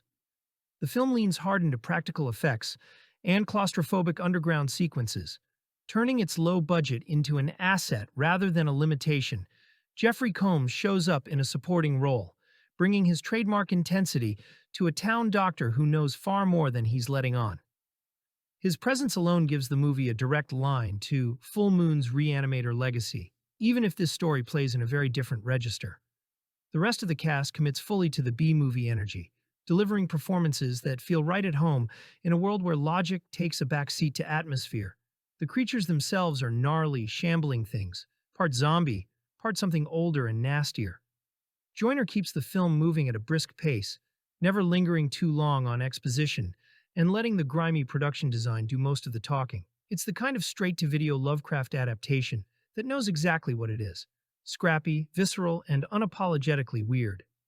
The Lurking Fear might not have the polish of bigger studio horror, but it has the raw, unfiltered spirit of a movie made by people who genuinely love the genre. And that counts for a lot. Nadja, 1994. The daughter of a recently deceased vampire drifts through the nocturnal landscape of downtown New York, searching for meaning in an immortal existence that feels increasingly hollow as she reconnects with her twin brother and becomes entangled with a married couple. Old bloodlines and new desires collide in ways that blur the line between predator and prey. Directed by Michael Almereyda and produced by David Lynch, Nadja reinvents vampire cinema as dreamy black-and-white art house poetry. Shot partially on Pixel Vision, a toy Fisher-Price camera that gives certain sequences a ghostly degraded quality, the film feels like it's been unearthed from some forgotten corner of the early cinema vaults, then filtered through a downtown New York sensibility that's equal parts no-wave and gothic romance. Alina Lovinsohn plays Nadja with magnetic detachment, moving through the film like someone perpetually caught between worlds. Peter Fonda shows up as Van Helsing, reimagined here as a weary, bourbon-soaked vampire hunter who seems just as tired of the chase as his quarry. The supporting cast includes Martin Donovan, Galaxy Craze, and a brief appearance by Jared Harris, all operating in a register that feels more existential than horrific. The film trades jump scares for hypnotic atmosphere, long takes, disorienting edits, and a jazz-inflected score that sounds like it's playing from another room. Almereyda treats vampirism as a metaphor for alienation and obsession rather than monstrosity, giving the whole thing a melancholic weight that lingers. It's vampire cinema for the indie crowd. Moody, elliptical, and defiantly uncommercial in the best possible way. Mosquito, 1994. A crashed alien spacecraft leaks radioactive blood into a remote Michigan marshland, and the local mosquito population discovers a new food source, one that causes them to mutate into dog-sized bloodsuckers with an insatiable appetite. A park ranger, a drifter, and a group of unlucky campers find themselves trapped in the wilderness as the swarm closes in, turning a quiet weekend into a fight for survival against one of nature's most annoying insects, now amplified to nightmare proportions. Directed by Gary Jones, Mosquito is exactly the kind of creature feature that thrived in the mid-90s video market. Scrappy, inventive, and fully aware of its own absurdity without letting that awareness kill the fun, the film delivers on its premise with gleeful commitment, showcasing oversized practical mosquito effects that are equal parts impressive and ridiculous. These aren't CGI creations. They're full-scale puppets and animatronics that physically interact with the actors, giving every attack a tactile, B-movie charm. Gunnar Hansen, yes, Leatherface himself, shows up adding a touch of horror royalty to the proceedings.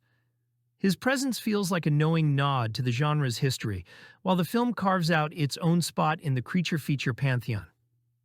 The rest of the cast plays it refreshingly straight, treating the threat with genuine urgency even when battling giant rubber insects. Jones keeps the pacing tight and the gore flowing, never letting budget constraints slow down the central spectacle. The mosquitoes are relentless, inventive killers, and the film finds creative ways to showcase their proboscis-based carnage without ever feeling repetitive. It's pure midnight movie comfort food. Silly, gross, and earnest in all the right ways. Faust, 1994. Jan Schwankmajer, the Czech surrealist behind some of the most unsettling stop-motion ever committed to film, turned his attention to the classic Faustian legend, and the result is a nightmarish descent into temptation, puppetry, and existential dread. A man wanders into a mysterious theater and finds himself drawn into a performance of the Faust story, only to realize the boundaries between actor and character have completely dissolved. Schwankmajer blends live action with his signature stop-motion animation, creating a world where clay figures crumble and reform, marionettes jerk to life with disturbing autonomy, and the line between reality and ritual becomes dangerously thin. The film moves through the familiar beats of the Faust tale, the pact, the seduction, the inevitable damnation, but Schwankmajer strips away any romanticism, leaving only raw, tactile unease. Petr Čepek plays the unwitting protagonist, with a mix of curiosity and mounting dread, navigating a labyrinth of crumbling Prague interiors and grotesque animated sequences. The puppets themselves feel more alive than they should, their wooden faces frozen in expressions that range from ecstasy to horror. There's no musical score to guide your emotions, just the unsettling sound design of creaking wood, scraping clay, and whispered Latin incantations. Schwankmajer treats the Faust legend not as a cautionary tale, but as an inevitable trap, one that anyone could stumble into if they follow the wrong invitation down the wrong alley. It's a film that feels like a fever dream excavated from some forgotten corner of European cinema, where art, horror, and philosophy collide in the most disorienting way possible. Death Machine, 1994. A weapons corporation's latest prototype, a hulking, nearly indestructible killing machine designed by their most brilliant and unstable engineer, goes catastrophically wrong when a group of activists breaks into the facility to expose the company's unethical experiments. Locked inside with a predator that learns and adapts with every encounter, the survivors must navigate a high-tech labyrinth where every corridor could be their last. Written and directed by Stephen Norrington in his feature debut, Death Machine is a love letter to 80s sci-fi horror wrapped in 90s cyberpunk aesthetics. The film wears its influences openly, shades of Alien, RoboCop, and The Terminator. But Norrington brings enough visual flair and manic energy to make it feel like more than just homage. The titular machine itself is a practical effects marvel, a skeletal, multi-limbed nightmare that moves with unsettling fluidity. Through the corporate shadows, Brad Dourif steals every scene as Jack Dante, the psychotic inventor whose obsession with horror films and death has manifested in his grotesque creation. He plays the role with unhinged glee, delivering monologues that veer between tech-speak and pure madness. Ely Pouget anchors the film as the corporate executive caught between conscience and survival, while William Hootkins and John Sherian round out a solid ensemble trapped in a steel coffin. The production design transforms abandoned industrial spaces into a near-future nightmare. All flickering monitors, steam-filled corridors, and blood-streaked metal. Norrington's camera work is kinetic and claustrophobic, keeping the tension ratcheted high even when the budget shows through. It's the kind of ambitious, effects-driven thriller that carved out its own niche on rental shelves. Smart enough to engage, brutal enough to satisfy. Night of the Demons 2, 1994. Years after the bloody Halloween massacre at Hull House, the sole survivor's sister attends a strict Catholic boarding school where she's tormented by both her traumatic past and judgmental classmates. When a group of rebellious students decides to sneak out for a Halloween party at the now-abandoned funeral home, they inadvertently awaken Angela, the demon who orchestrated the original carnage, and she's more than ready to throw another party. This one with a higher body count and creative new ways to claim souls. Directed by Brian Trenchard Smith, Night of the Demons 2 takes everything that worked about the 1988 original and cranks it up with a bigger budget, sharper effects, and a darkly comedic streak that sets it apart from most horror sequels.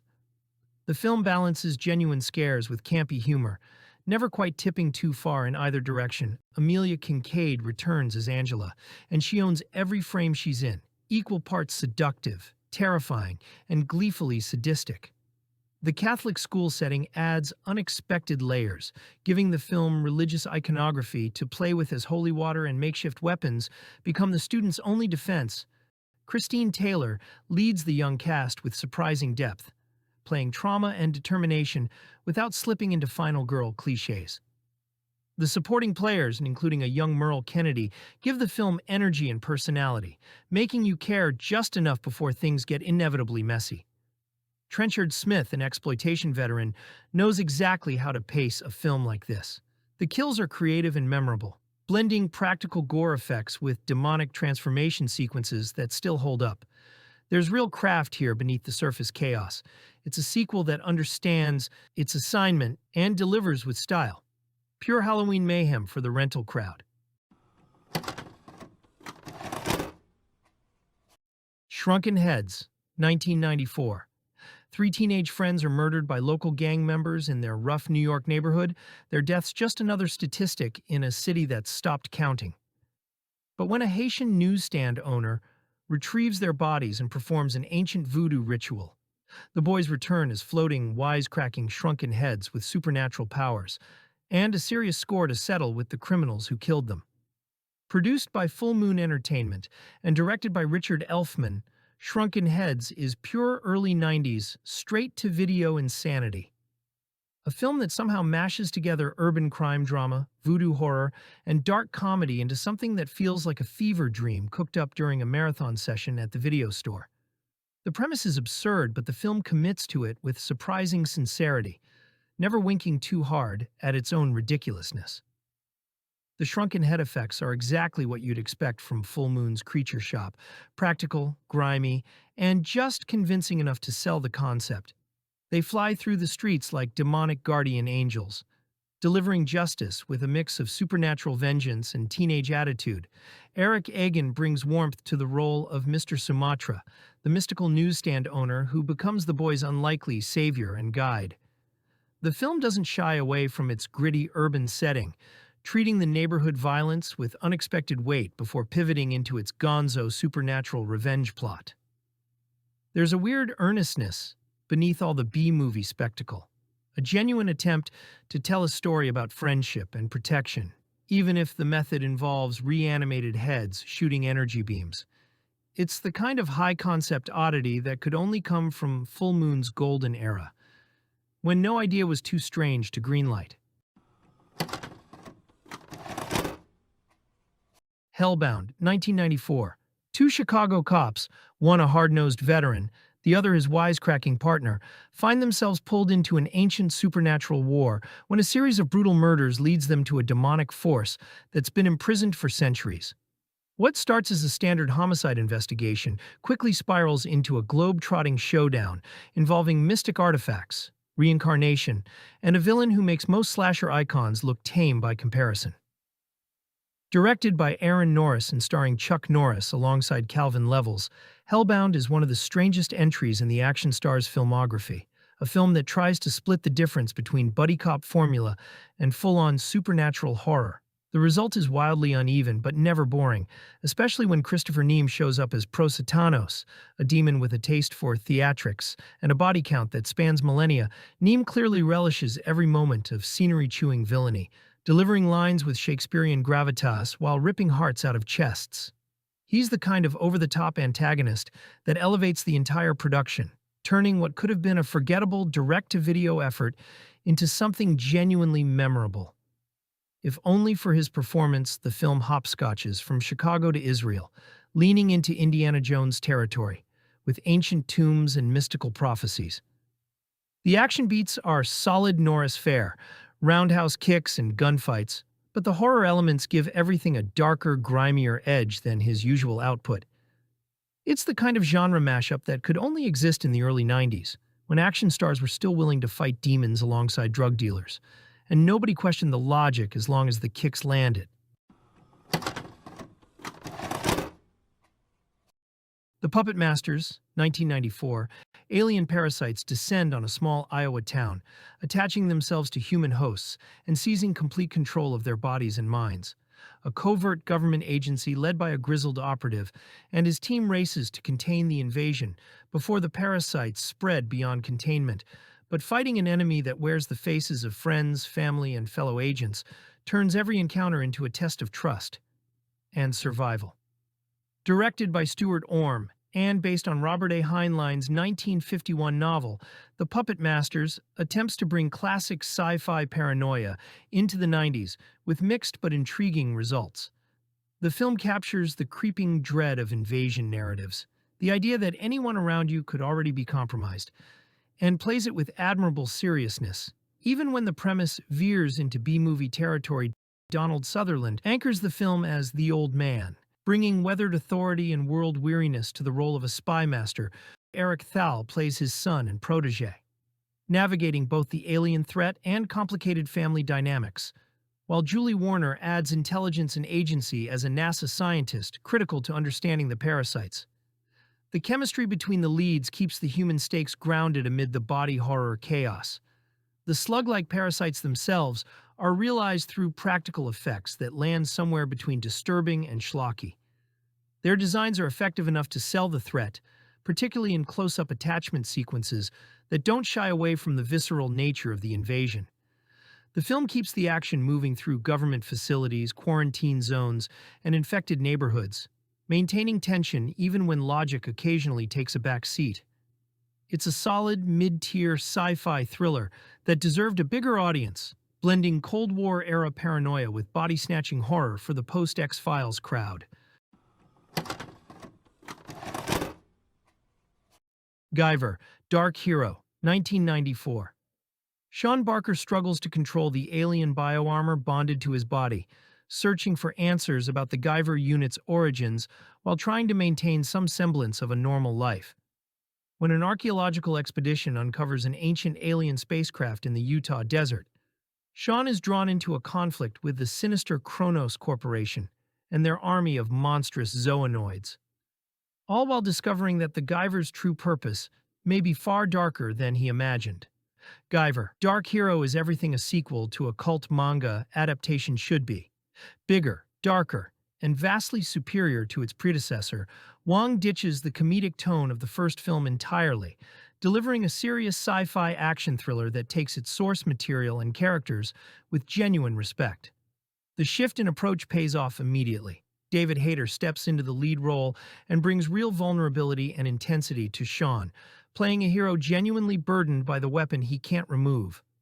The film explores themes of isolation and identity with surprising depth for a creature feature sequel.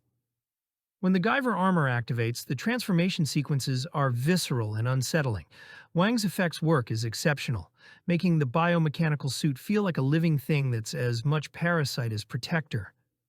The zoonoid designs are grotesque and varied, each creature rendered through practical suits and animatronics that give every fight scene weight and texture. Wang stages the action with clarity and creativity, understanding how to showcase his monsters while keeping the combat dynamic and brutal. It's a rare sequel that completely reinvents its franchise, trading Camp for intensity and delivering one of the most underrated creature features of the decade. Rumpelstiltskin, 1995. A single mother unknowingly awakens an ancient demon trapped in a stone statue, releasing Rumpelstiltskin into modern-day Los Angeles. This version of the fairy tale creature isn't here to spin straw into gold. He's collecting on a debt forged centuries ago, and her newborn child is the payment. What follows is a relentless cat-and-mouse chase as the creature stalks mother and baby using dark magic and brutal violence. Mark Jones directs a straight-to-video horror spin on the classic story, stripping away any fairy tale charm and replacing it with leather-clad malevolence.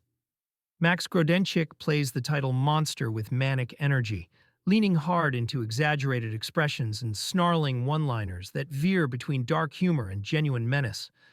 Kim Johnston Ulrich grounds the film as the desperate mother, committing fully even when the material drifts into absurd territory.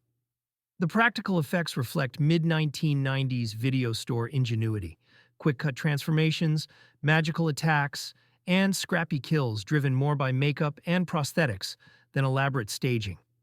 Rumpelstiltskin's design is memorably grotesque, all gnarled features, pointed teeth, and exaggerated movement. The film never tries to hide its budget limitations, instead leaning into them as part of its identity. Rumpelstiltskin knows exactly what it is: cheap, nasty, and unapologetically ridiculous. It's the kind of high-concept horror that could only thrive in the direct-to-video era. Too strange for theaters, too committed to its premise to be dismissed outright. A guilty pleasure that delivers exactly what the VHS box promises. The Mangler, 1995. The Mangler is pure, unapologetic B-movie madness. Tobe Hooper adapting a Stephen King short story about a possessed industrial laundry machine that's literally eating people. Set in a decaying small-town laundry, the film follows a detective investigating a series of gruesome accidents involving the facility's massive folding machine. What he discovers is something far stranger. The machine has become possessed, requiring human life to maintain its owner's dark bargain. Robert Englund plays the laundry's owner, Bill Gartley, with theatrical malevolence, a man literally twisted by disease and darker forces, hobbling through his factory like a broken puppet. Ted Levine brings grounded determination as the detective trying to make sense of industrial horror that defies logic. The cast plays everything completely straight, which somehow makes the absurdity more entertaining. Hooper leans into the premise's inherent ridiculousness without winking at the camera. The Mangler itself becomes genuinely menacing through sound design, practical effects, and Hooper's framing, all grinding gears, steam, and mechanical violence. The film's climax involves demonic possession, exorcism rituals, and a runaway industrial machine embracing full gonzo energy. Released during the mid-90s when horror was dominated by self-aware slashers and J-horror, The Mangler felt like a relic from another era, earnest, strange, and unapologetically exploitation-minded. Critics savaged it, audiences ignored it, but there's something endearing about its commitment to the bit. Hooper was making the kind of unpretentious creature feature that had become unfashionable, refusing to modernize or apologize. The Mangler is Hooper at his most defiantly B-movie, proving he could still find horror in the most unlikely places. Project Metal Beast, 1995. What if you combined werewolf mythology with liquid metal technology? That's the gloriously absurd premise of Metal Beast, where a military experiment to create super soldiers goes predictably wrong. A werewolf's body gets covered in experimental metal skin that's supposed to contain the beast, but instead creates a nearly indestructible armored werewolf that's immune to silver and incredibly angry. The film operates as military horror thriller with creature feature chaos.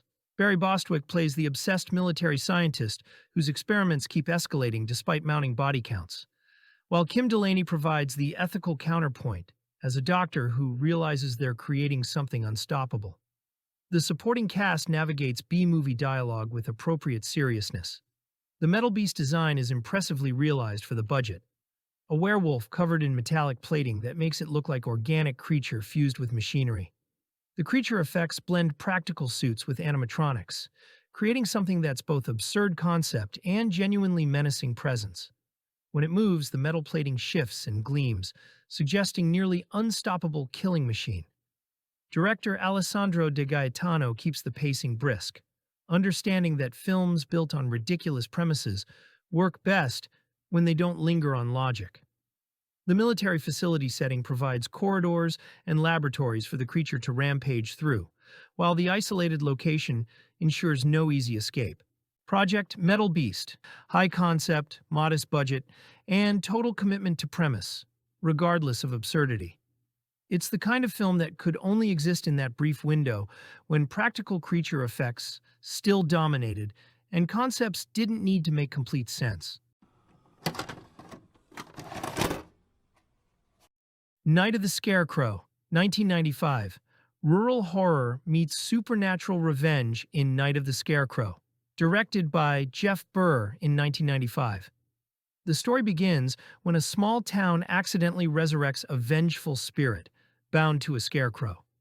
What follows is a grisly series of attacks as the entity exacts revenge for past wrongs, turning the quiet community into a bloody battleground. The scarecrow itself is a striking figure, part monster, part avenger, lurking in cornfields and striking with brutal force. The film embraces classic horror tropes, pitchforks, barns, dark country roads, but infuses them with supernatural flair, making the villain more than just a man in a mask.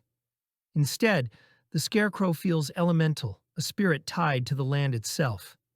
As the killings escalate, the townspeople's buried secrets are dragged into the open, revealing that the scarecrow's wrath isn't random.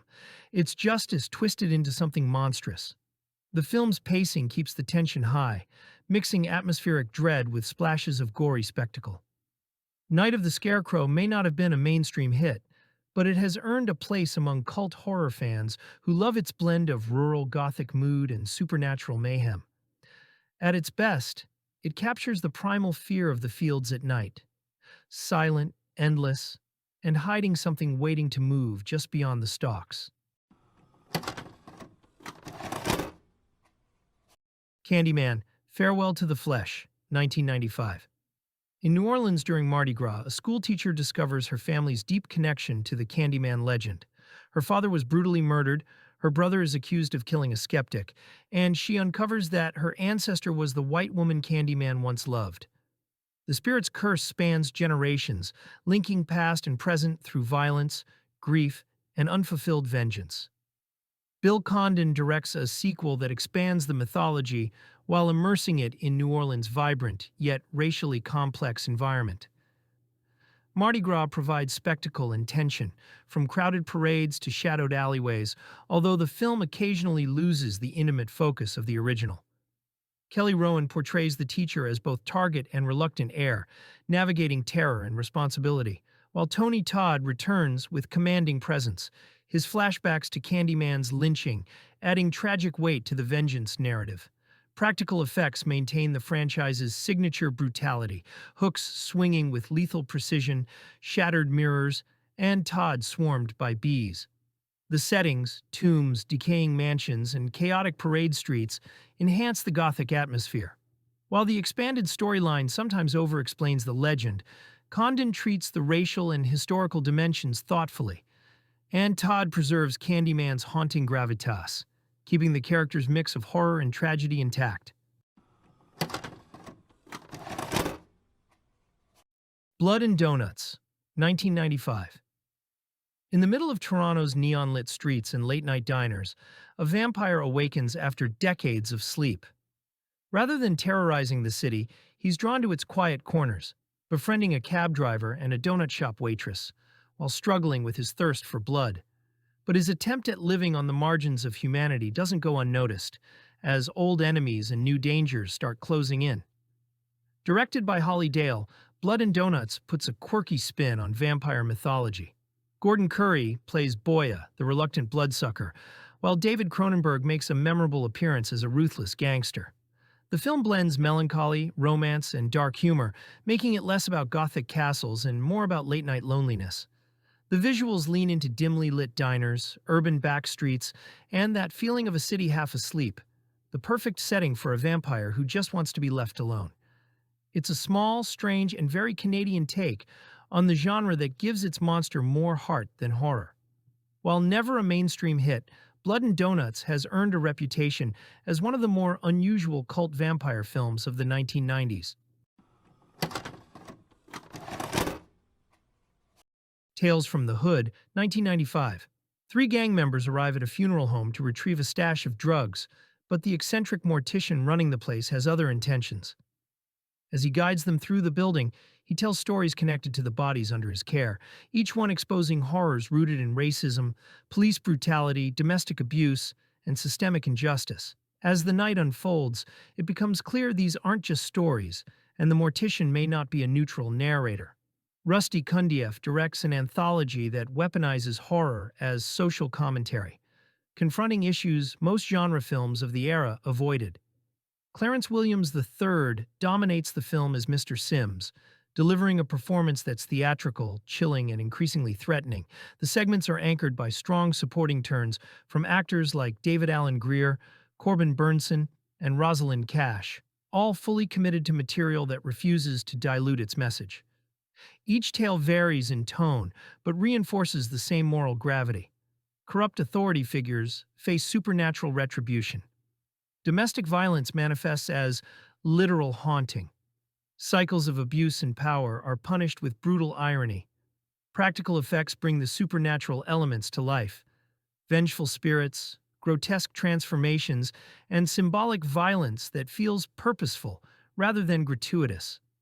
The wraparound narrative steadily tightens, culminating in a reveal that reframes everything that came before. Tales from the Hood doesn't aim for comfort or escapism. It's confrontational, politically direct, and unapologetic in its anger. Where most horror anthologies prioritize fun or irony, this one demands attention and reflection. A vital entry in the 1990s horror, it proves the genre is at its most powerful when it has something urgent to say. Habit, 1995.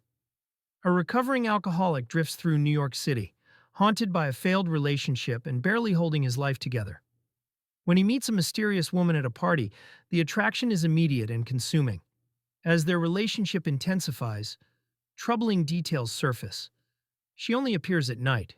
She's drawn to his blood, and after their encounters, he wakes up weaker, marked by wounds he can't explain. Whether he's being preyed upon or unraveling from within becomes increasingly unclear. Larry Fessenden writes, directs, and stars in a stripped-down vampire film that rejects genre spectacle in favor of intimacy and unease.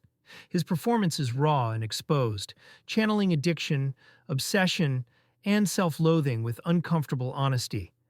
Meredith Snader plays the enigmatic woman with quiet menace, never fully confirming whether she's supernatural or simply a catalyst for his collapse. Shot on 16mm with handheld camera work and natural lighting, the film feels almost documentary-like in its immediacy. Vampire mythology is treated as metaphor as much as threat. Blood becomes addiction. Intimacy becomes consumption. When violence finally surfaces, it's sudden and unromantic, with practical effects used sparingly to puncture the film's subdued tone rather than overwhelm it. Habit is art house horror that earns the label without compromise.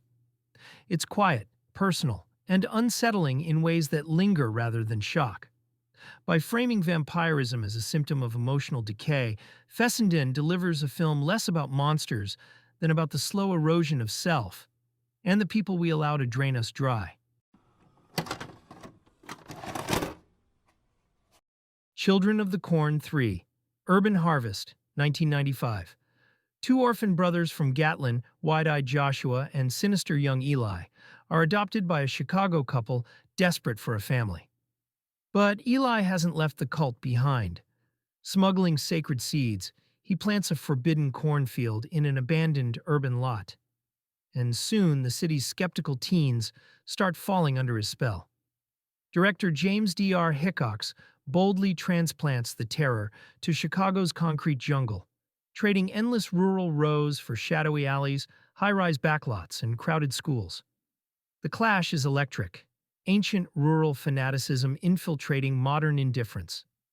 Daniel Cerny chills as the pint-sized preacher Eli, his deadpan sermons turning classmates into killers, including fleeting glimpses of future star Charlize Theron among the blank-faced followers. Practical effects go wild.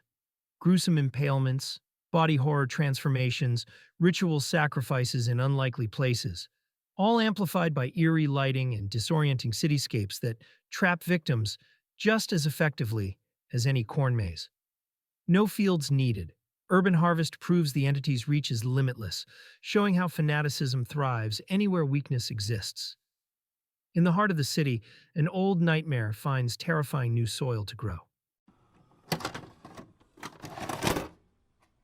The Addiction, 1995. The Addiction is a thought-provoking horror film directed by Abel Ferrara, combining elements of philosophy and body horror within the vampire genre. The film follows Kathleen Conklin, played by Lily Taylor, a philosophy graduate student in New York City, who becomes entangled in a dark and surreal journey after a fateful encounter with a mysterious woman Casanova, portrayed by Annabella Sciorra. Set against the backdrop of a gritty urban landscape, the film opens with Kathleen experiencing disturbing visions and a sense of existential dread. After being bitten by Casanova, she finds herself grappling with an insatiable thirst for human blood. This transformation serves as an allegory for addiction, exploring themes of sin, morality, and the darker aspects of human nature. With a runtime of 1 hour and 22 minutes, The Addiction uses striking black and white cinematography to enhance its bleak and haunting atmosphere. The film's unique visual style complements its philosophical undertones, as Kathleen's struggle reflects broader questions about existence and the human condition. Christopher Walken delivers a memorable performance as Pena, a fellow vampire who offers insights into the nature of their condition, adding depth to the narrative. The film is filled with philosophical musings, making it both intellectually stimulating and unsettling. Critically, The Addiction holds an IMDb rating of 6.5 out of 10. While some viewers may find its pacing slow or its themes heavy-handed, others appreciate its ambitious approach to horror. The film challenges conventional vampire tropes, opting instead for a more cerebral exploration of addiction and morality. As the film reaches its climax, Kathleen confronts the reality of her transformation. In a poignant final scene, she stands at the crossroads of her new existence, caught between the seductive allure of her vampiric nature and the remnants of her humanity. The screen fades to black just as she makes her choice, leaving viewers to ponder the consequences of her decision. The film closes with a haunting question echoing in the silence. Can one truly escape the darkness within, or does it become an inseparable part of us? Thinner, 1996, director Tom Holland adapts Stephen King's novel into a dark morality tale where guilt and greed take center stage. The story begins with Billy Halleck, a wealthy lawyer whose comfortable life is built on privilege and excess. After a tragic accident in which he kills a woman with his car, Billy escapes justice thanks to his connections. But while the legal system lets him walk free, fate has other plans. An elderly Romani man, furious at the corruption that shielded Billy, places a curse on him with one whispered word: thinner. At first, Billy barely notices the change. Pounds slipping away seems like a blessing, but the weight loss doesn't stop. It accelerates. No matter how much he eats, his body continues to waste away, turning what once felt like good fortune into a horrifying death sentence. What follows is a desperate descent as Billy searches for a way to break the curse. The film mixes supernatural horror with biting social commentary, exposing not only Billy's physical decline, but also the ugliness of his character. His arrogance, selfishness, and refusal to take responsibility are stripped bare as he wastes away, leaving the audience to wonder whether the punishment is more justice than tragedy. Visually, Thinner leans into grotesque makeup effects, transforming Billy from smug lawyer to emaciated specter. Combined with an eerie score and a mounting sense of inevitability, the film captures the bleak fatalism of King's story. It's not about cheap scares. It's about watching a man unravel, physically and morally, until there's nothing left to save. Thinner stands out as one of the more unsettling King adaptations of the 90s, a reminder that sometimes the scariest monsters aren't creatures in the dark, but the weight of our own sins catching up to us. Bordello of Blood, 1996. Bordello of Blood takes the campy thrills of Tales from the Crypt and blows them up into a full-length vampire romp. Directed by Gilbert Adler, the film embraces over-the-top gore, raunchy humor, and the kind of tongue-in-cheek storytelling that defined the cult series. It's not trying to scare so much as entertain with a wild mix of horror and comedy. The setup is simple, but outrageous. Televangelist Reverend J.C. Current, played by Chris Sarandon, discovers a hidden brothel run by vampires. To keep his public image clean, he hires a cynical private investigator named Rafe Gutman, brought to life with Dennis Miller's dry, sarcastic wit, to look into the mysterious disappearances tied to the place. What follows is a blood-soaked, neon-lit adventure where strippers and vampires blur together, and every encounter promises either a laugh, a shock, or both. At the center of the carnage is Lilith, the seductive vampire queen resurrected to lead the brothel. With her charm and brutality, she embodies the film's mix of sex and death, playing directly into the lurid tone that Tales from the Crypt was famous for. The makeup and practical effects go big here, with exploding bodies, fountains of blood, and inventive kills that lean more toward spectacle than subtlety. What really sets Bordello of Blood apart is its sense of self-awareness. It knows it's schlocky, it knows it's outrageous, and it leans into that identity. The humor is sharp and juvenile in equal measure, but combined with the gore and the gothic meets nightclub aesthetic, it creates an experience that feels like a late-night rental come to life. Though it was never a critical darling, the film has found a cult following for its campy energy and willingness to go all in on excess. Bordello of Blood isn't polished horror. It's a B-movie with attitude, the kind of tape you'd sneak into the VCR with friends just to see how far it would push the limits. It's messy, it's gory, and it's a blast.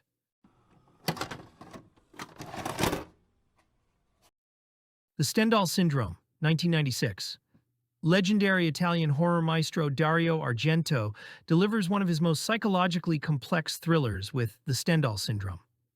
Asia Argento stars as Anna Manny, a young police detective who suffers from a rare condition where exposure to powerful works of art triggers intense physical and emotional responses, blackouts, hallucinations, and complete disorientation. When investigating a series of brutal crimes in Florence, Italy's art capital, Anna's condition becomes more than just an occupational hazard. The syndrome that makes her vulnerable to the city's artistic masterpieces becomes entangled with her pursuit of a vicious killer who seems to understand her condition all too well. Shot on location in Florence's famed Uffizi Gallery, the film also features a haunting score by the great Ennio Morricone that enhances the dreamlike atmosphere. Beyond its surface as a giallo thriller, the Stendhal Syndrome explores deeper themes about art, violence, trauma, and identity. While it may not be as well known as Argento's earlier classics like Suspiria, it represents some of his most ambitious and psychologically complex work. This is a film that uses the beauty of classical art to explore the darkest corners of the human psyche. Bad Moon, 1996. Some werewolf movies lean on cheap thrills, but Bad Moon takes a different angle, blending its monster horror with themes of family, loyalty, and tragedy. The story follows Ted Harrison, a photojournalist whose life changes after a brutal attack during an assignment overseas. He makes it home alive, but he's been bitten, and the curse of the werewolf follows him back. Hoping for a fresh start, Ted moves close to his sister Janet and her young son Brett, trying to keep his condition hidden. At first, things seem normal, but soon the warning signs creep in. Strange behavior, eerie sounds at night, and sudden flashes of violence. The only one who sees the truth right away is Thor, the family's German shepherd. More than just a pet, Thor becomes both detective and guardian, locked in a tense battle of wills with Ted as he tries to protect the family. What makes Bad Moon stand out are its practical effects and grisly transformations, which capture that unmistakable 90s horror feel. The film mixes shocking outbursts of gore with moments of genuine suspense, keeping you guessing how far Ted will fall before the beast inside takes full control. It's not the biggest werewolf film of its decade, but it's one that's stuck with cult fans for its unique angle and relentless pace. Equal parts creature feature and twisted family drama, Bad Moon is a snarling, overlooked gem from this era of horror. Thesis, 1996. If you've ever wondered why people are so drawn to violent images on screen, Thesis is the kind of thriller that pushes that question until it burns. Alejandro Amenabar's debut film doesn't just tease the idea of snuff films, it makes you tiptoe into the shadows of what you're actually watching and why. Angela is a film student at the University of Madrid, working on her thesis about audio-visual violence. When her professor shows her a videotape hidden away in the archives, something she only realizes later could be snuff. Something real, her curiosity pulls her in deeper than she ever intended. With Chema, a fellow student obsessed with violent movies, Angela begins to trace the origins of the tape. Along the way, she discovers connections to missing students, unsettling secrets, and a danger that may be closer to her than she thinks. What makes Thesis stand out are the small details that build up its tension. The dusty university hallways, the dimly lit projection room where reels flicker on a screen, the quiet moments where the tape plays, footage unseen, yet your mind fills in the horror. There's a subdued soundtrack, but when it cracks into sudden noise, it cuts like a blade. The cinematography keeps you off-center, the visuals suggest more than they show, and the pacing pulls back only to propel you forward, making every scene simmer with dread. Beyond its plot, the film rises on its bold commentary. It asks what responsibility we carry as viewers. Do we become complicit simply by watching? And what happens when violence is treated like entertainment? The characters, especially Angela, are drawn into an ethical maze where curiosity, fear, and moral horror intersect. It's not just about finding the killer, it's about confronting the allure of violence itself. If you're into horror that doesn't rely only on jump scares or monsters, Thesis delivers something more cerebral, something that lingers. Its debut status only adds to its impact. A film made by someone hungry for boundaries, willing to let the darkness peek through even in daylight. It's a powerful reminder that some of the scariest stories are the ones reflecting back how we watch, how we look, and how much we can stomach. Hellraiser, Bloodline, 1996. Bloodline is one of the most ambitious and unusual entries in Clive Barker's Twisted franchise. Directed by Kevin Yagher, the film attempts to tell the complete history of the Cursed Lament configuration, the infamous puzzle box that summons Pinhead and his legion of Cenobites. What makes it stand out is its sprawling timeline, stretching across centuries and even into the far future. The story begins in the 18th century France, with toymaker Philippe Le Marchand, the creator of the box, whose invention opens the door to hell itself. From there, the film jumps through generations of his bloodline, showing how his descendants are bound to the curse of the box. Each time period offers a different angle: Gothic horror in the past, modern-day suspense in the present, and finally science fiction horror aboard a space station in the distant future. At the center of it all, of course, is Pinhead. Doug Bradley once again brings his cold, commanding presence to the role, embodying both philosophical menace and ruthless brutality. Whether he's stalking shadows in modern Los Angeles or unleashing torment among the stars, Pinhead serves as a constant reminder that human ambition and desire come with horrific costs. Visually, the film blends gothic imagery with industrial horror and slick sci-fi settings.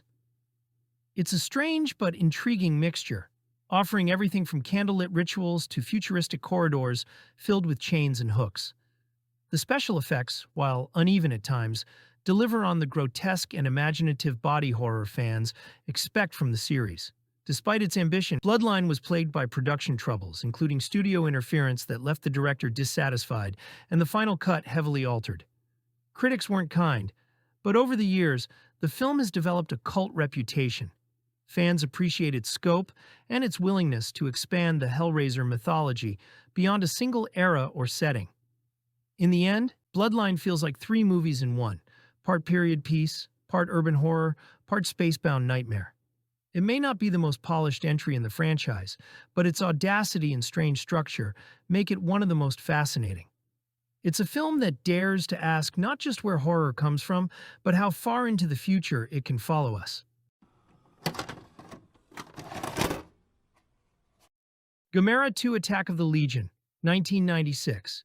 In this acclaimed entry in the Gamera series, director Shusuke Kaneko delivers what many consider one of the finest kaiju films ever made. After a mysterious meteor crashes in Sapporo, Japan, it unleashes a terrifying new threat. The Legion, an alien species consisting of thousands of deadly insect-like creatures led by a towering queen that makes Gamera look small in comparison. What sets this film apart from typical monster movies is its creative blend of horror and kaiju action. The Legion's smaller creatures create genuine terror in claustrophobic sequences, while the massive queen brings unprecedented destruction to Japanese cities. The film features some of the most impressive practical effects of the 1990s, with detailed miniature work that still holds up today.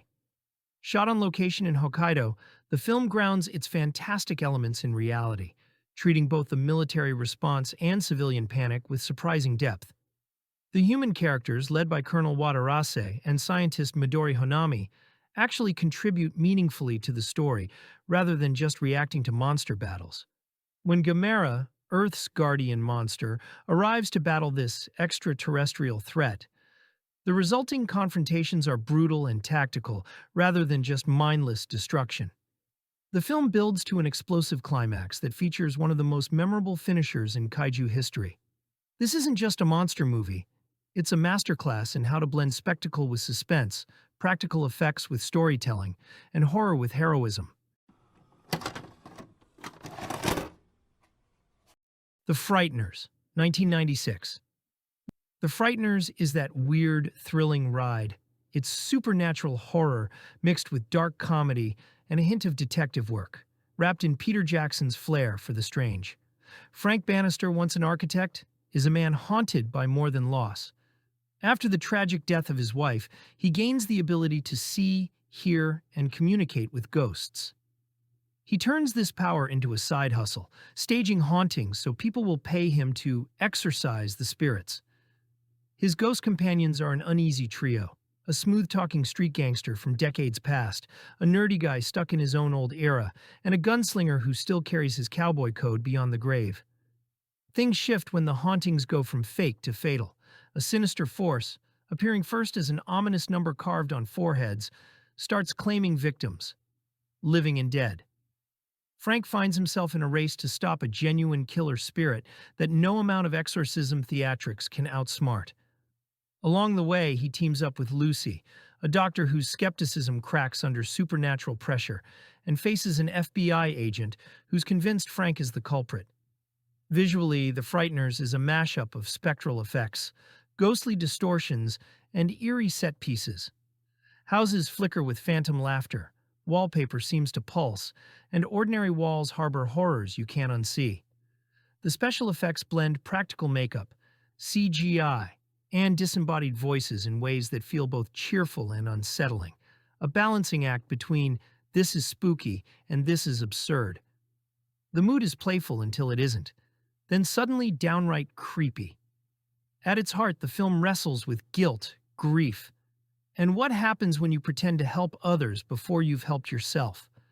Frank is haunted not just by ghosts, but by the unanswered question of what really happened the night his wife died. The film asks, what is redemption? How far will you go to absolve your own guilt? And who leads the dead to justice? The Frighteners isn't perfect. It leans into chaos, tonal shifts, and spectacle. But its odd blend of humor and horror, its inventive ghost design, and its willingness to get bizarre make it unforgettable. It's one of those movies that feels like a weird find. Entertaining, eerie, strange, and something you keep coming back to for its imperfections and its scares alike. The Dentist, 1996. In the sun-soaked streets of Los Angeles, Dr. Alan Finestone is the picture of perfection. A respected dentist, a successful professional, and a man seemingly in control of every aspect of his life. But beneath the pristine office and polished demeanor lies a mind teetering on the edge. Obsessive, controlling, and meticulous to the point of obsession, Finestone's world is built on order, and he cannot tolerate betrayal or imperfection. That fragile balance shatters on his wedding anniversary when he discovers his wife, Brooke's infidelity. What begins as personal heartbreak quickly erupts into a dangerous, unhinged spiral. Consumed by rage, Finestone begins to see decay and corruption everywhere, and his patients' mouths become both symbols and instruments of his obsession. Armed with dental tools designed to heal, he turns them into instruments of terror, exacting retribution in a series of shocking and meticulously orchestrated attacks. Each act of violence is cold, precise, and terrifyingly intimate, reflecting a mind unraveling under pressure. The film delves deep into themes of control, obsession, and the fragility of the human psyche. As Finestone's descent accelerates, viewers are drawn into a claustrophobic world where perfection is deadly and paranoia reigns. The tension builds not just through the acts themselves, but through the psychological horror of witnessing a man lose all restraint, turning everyday objects into tools of fear. The dentist blends visceral terror with psychological intensity, creating a story that is as unsettling as it is unforgettable. Watching Alan Finestone's unraveling is both horrifying and mesmerizing, a glimpse into the darkest corners of obsession and vengeance. For fans of the 90s thrillers that combine character-driven tension with shocking horror, this film is a chilling reminder that sometimes the most terrifying monsters are human, and that madness can hide behind the most perfect smiles. Ebola Syndrome, 1996. Few films from the 1990s push the boundaries of shock and discomfort quite like Ebola Syndrome. Directed by Herman Yao and starring Anthony Wong in one of his most notorious roles, this Category 3 Hong Kong horror thriller is equal parts grotesque, darkly comedic, and unsettling. It's a movie designed to disturb, outrage, and linger in your mind long after the credits roll. The story follows Kai, a fugitive criminal hiding out in South Africa after murdering his boss and wife in Hong Kong. While working at a small restaurant, he contracts the Ebola virus in a violent encounter. Instead of succumbing to the disease, Kai becomes an asymptomatic carrier, and he wastes no time spreading it through acts of murder, sexual violence, and pure recklessness. His trail of infection creates chaos as the virus becomes both a literal plague and a metaphor for unchecked corruption and cruelty. What makes Ebola Syndrome so shocking is Anthony Wong's unflinching performance. He fully embodies Kai's vile nature, shifting between grotesque humor and sheer brutality. The film blends absurd comedy with horrific imagery, making it impossible to know whether to laugh, recoil, or both at once. That uneasy balance is what has given the film its infamous reputation. Visually, the movie doesn't hold back. From sweaty, feverish close-ups to graphic scenes of violence and infection, Yao ensures the audience feels just as contaminated as the world on screen. Beneath the sleaze, however, lies biting social commentary. The film critiques apathy, exploitation, and the ease with which institutions fail to contain corruption or disease. Upon release, Ebola Syndrome was banned in several regions and dismissed as trash cinema by many. Yet over the years, it has found a cult audience drawn to its extremity and willingness to cross every conceivable line. It's one of those films that lives on in whispered conversations about the most disturbing movies ever made. Taboo, transgressive, and unforgettable. More than just shock value, though, Ebola Syndrome captures a moment in Hong Kong exploitation cinema where horror was a tool to provoke and unsettle as much as to entertain. It's messy, outrageous, and often appalling. But it's also a film you'll never forget once you've seen it. Wishmaster, 1997. An ancient artifact is accidentally opened, releasing a djinn, an entity that grants wishes by twisting their wording into something lethal. If he can fulfill 3 wishes for the person who freed him, he'll gain the power to open a gateway and bring his kind into the world. A gemologist becomes his primary target, and as she resists making wishes, the djinn carves a violent path through anyone foolish enough to test him. The film wastes little time getting to the point. Andrew Divoff dominates the screen as the djinn, delivering every line with theatrical menace and dark humor. He treats wish-granting as performance, toying with victims before turning their desires against them. Tammy Lauren plays the lead as resourceful, but largely reactive, functioning as the story's anchor while chaos unfolds around her. Familiar horror faces pop up throughout, in brief, playful appearances. The appeal is in the set pieces. Each wish leads to an elaborate death built around literal interpretation. Bodies contort, reality bends, and violence escalates quickly. K&B Effects Group leans heavily into practical splatter, excessive, messy, and unapologetic. The djinn's true form appears briefly but memorably, relying on dense prosthetics rather than effects trickery. Wishmaster is built for spectacle. It prioritizes gore, pacing, and attitude over depth or mythology. Loud, campy, and firmly rooted in late 90s video store horror, it delivers exactly what it promises. Creative kills, practical effects, and a villain who clearly enjoys every second of it. Campfire Tales, 1997. After a car accident leaves them stranded on a dark road, 4 teenagers pass the time by telling horror stories around a campfire. 3 familiar urban legends unfold. A couple on their honeymoon is stalked by a hook-handed killer. A group of teens investigate strange scratching sounds that shouldn't be coming from anywhere. A biker picks up a hitchhiker who turns out to be something else entirely. As each story ends, the framing situation grows increasingly uneasy, and the boundary between fiction and reality starts to blur. Each segment uses a different cast and tone, but all stick closely to the core of the legends, rather than reinventing them. There's no irony or commentary layered on top, just clean setups and clear payoffs. Production values are stronger than expected for a late 90s direct-to-video release. The segments are visually distinct but cohesive, relying more on atmosphere than effects. Violence is limited and often implied, using darkness, sound, and timing to do most of the work. The emphasis stays on mood rather than shock. Campfire Tales works because it understands what makes these stories effective. It treats urban legends as simple warnings, meant to be told out loud, not analyzed.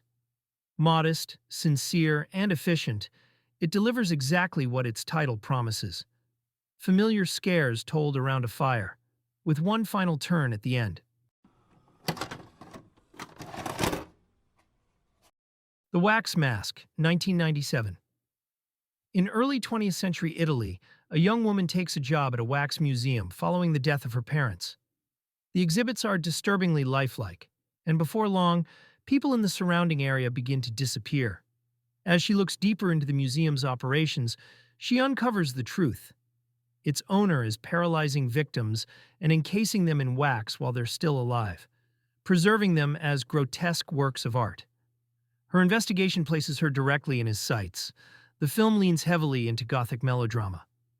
Robert Hossein plays the museum's proprietor with theatrical intensity, while Romina Mondello grounds the story as the increasingly determined protagonist. Performances are deliberately heightened, fitting the film's operatic tone rather than aiming for realism. The effects are the main attraction. Bodies sealed in wax, prolonged death sequences, and elaborate killing devices reflect Italian horror's fixation on tactile cruelty. The Wax Museum works well as a setting. Narrow passages, shadowy rooms, and frozen figures creating constant unease. Production design commits to period detail even when budget limitations are visible. The final act introduces mechanical contraptions that push the film towards strange, almost steampunk excess. The Wax Mask is an ambitious but uneven late-era Italian horror film. Its strengths lie in practical effects and atmosphere rather than storytelling. Derivative and slow in places, it still offers moments of genuine craftsmanship for viewers drawn to stylized old-school European horror. Bleeders, 1997. A man and his wife travel to a remote island to investigate his rare blood disorder and a family history filled with unanswered questions. The locals are openly hostile, shutting down any attempt to learn about the island's past. When mutilated bodies begin turning up, the truth surfaces. His family didn't disappear generations ago. They survived underground, mutating through isolation and inbreeding, and now emerged to feed. Worse, the bloodline may not be finished yet. The film approaches its mystery slowly. Roy Dupuis and Kristen Lehman play the couple as determined but increasingly overwhelmed, pushing forward even as the situation becomes harder to rationalize. Rutger Hauer appears as the town doctor, adding a layer of credibility and restraint to material that often borders on exploitation. The performances do what they can to ground a story that steadily grows more extreme. The creature work relies on practical effects. Deformed family members are realized through heavy prosthetics and makeup, emphasizing physical corruption over movement or speed. Underground sequences are dim and claustrophobic, using darkness to mask budget limitations while maintaining atmosphere. Violence is infrequent but abrupt, focusing on shock rather than sustained action. Bleeders is an uneven Lovecraft adaptation that struggles with pacing and payoff. Its ideas are stronger than its execution, but the commitment to practical effects and isolated setting keeps it from collapsing entirely. Messy, grim, and limited, it's a curiosity best suited for completists and late-night creature feature fans. The Relic, 1997. A researcher returns from the Amazon with crates of artifacts bound for Chicago's Natural History Museum. Weeks later, as the museum prepares for a major gala, a series of brutal murders begins. Victims are found decapitated, their hypothalamuses removed. A detective and a biologist piece together the truth. Something arrived in those crates, and it's been growing stronger inside the museum. The film keeps its focus on investigation and escalation. Penelope Ann Miller and Tom Sizemore lead the search, approaching the situation like a procedural until it becomes clear they're dealing with something far worse. The supporting cast fills out the museum staff and city officials, many of them more focused on appearances than safety. Once the gala begins, logic gives way to survival. The creature is the main attraction. Designed by Stan Winston, the Kothoga blends animal traits into something that feels unfamiliar and aggressive. Practical suits and animatronics give it real weight, especially in tight spaces. The lighting stays low, revealing just enough to keep tension high. The museum itself works as a setting. Long corridors, dark exhibit halls, and locked doors turning the building into a trap. The Relic doesn't try to redefine the genre. It delivers a straightforward monster movie built on atmosphere, pacing, and solid effects work. Clean, efficient, and effective. Exactly the kind of late 90s creature feature it sets out to be. Night of the Demons 3, 1997. On Halloween night, a group of young adults breaks into Hull House believing it to be abandoned. What they don't know is that Angela, the demonic force tied to the building, is still there, waiting for new victims. Once inside, escape becomes impossible, as Angela begins possessing them and turning the group against itself. Survival becomes a matter of lasting until sunrise. This third entry leans further into dark comedy than the earlier films. Amelia Kincaid returns as Angela, playing the role with exaggerated confidence and theatrical menace. She clearly understands what the character represents by this point. The younger cast fills out familiar archetypes, reacting more to the chaos than driving the story, which keeps the focus firmly on Angela's presence. The effects emphasize quantity over polish. Possessions are messy, bodies are altered, and violence escalates quickly. Most of the kills rely on makeup effects rather than elaborate staging, keeping things contained and practical. Hull House remains an effective setting, cramped, decaying, and shadow-heavy, doing much of the atmospheric work as characters are boxed in. Night of the Demons 3 is a straight-to-video sequel that sticks to formula. It doesn't expand the mythology or reinvent the series. Instead, it delivers what fans expect. Angela, Halloween chaos, and low-budget excess. It's thinner and rougher than the original, but it knows its audience and doesn't pretend to be anything else. Mimic, 1997. A deadly disease spreads through New York City, carried by cockroaches and targeting children. To stop it, scientists engineer a new insect, the Judas breed, designed to infiltrate and wipe out the roach population. The plan works, and the insects are believed to be gone. 3 years later, something is killing people in the subway tunnels. The Judas breed didn't disappear. It adapted, grew to human size, and learned how to blend in with its prey. The film follows the consequences of that mistake. Mira Sorvino plays the scientist responsible for creating the insects, forced to confront what her work has become. Charles S. Dutton and Josh Brolin support the story as survivors navigating the city's forgotten spaces. Performances stay grounded, even as the situation escalates into full creature horror. The creatures are the film's strongest element. Their ability to fold their bodies into human silhouettes creates moments of genuine unease before they reveal their true form. Practical effects and animatronics give them physical presence, even when early CGI shows its age. The subway tunnels are used well: tight spaces, limited visibility, and no clear escape routes. Mimic is a flawed monster movie shaped by studio interference, but it still works on a basic level. It delivers atmosphere, solid creature design, and a clear sense of threat. Not the film it could have been, but an effective piece of late 90s urban horror. Vampire Journals, 1997. Zachary is a vampire who rejects the cruelty of his kind. Created centuries earlier by his master Ash, he refuses to embrace predation and instead spends his immortal life hunting the one who made him. Their pursuit eventually leads to Bucharest, where Ash has settled in and become obsessed with a concert pianist he plans to turn into his companion. Zachary arrives too late to stop the damage, but not too late to try to end it. The film centers on its conflicted leads. David Gunn plays Zachary as withdrawn and burdened by guilt, driven more by obligation than heroism. Jonathan Morris brings theatrical excess to Ash, treating immortality as indulgence rather than curse. Kirsten Chera completes the triangle as the pianist caught between them, functioning more as symbol than fully developed character. Performances are sincere, even when the dialogue strains toward melodrama. Production values are modest but purposeful. European locations and Romanian architecture provide Gothic texture without elaborate sets. The vampire mythology stays traditional: feeding, immortality, and corruption, presented straight without modern irony. Effects are restrained: minimal gore, simple makeup work, and stake deaths that rely on implication rather than spectacle. A classical score reinforces the film's romantic tone. Vampire Journals aims for tragic vampire drama on a tight budget.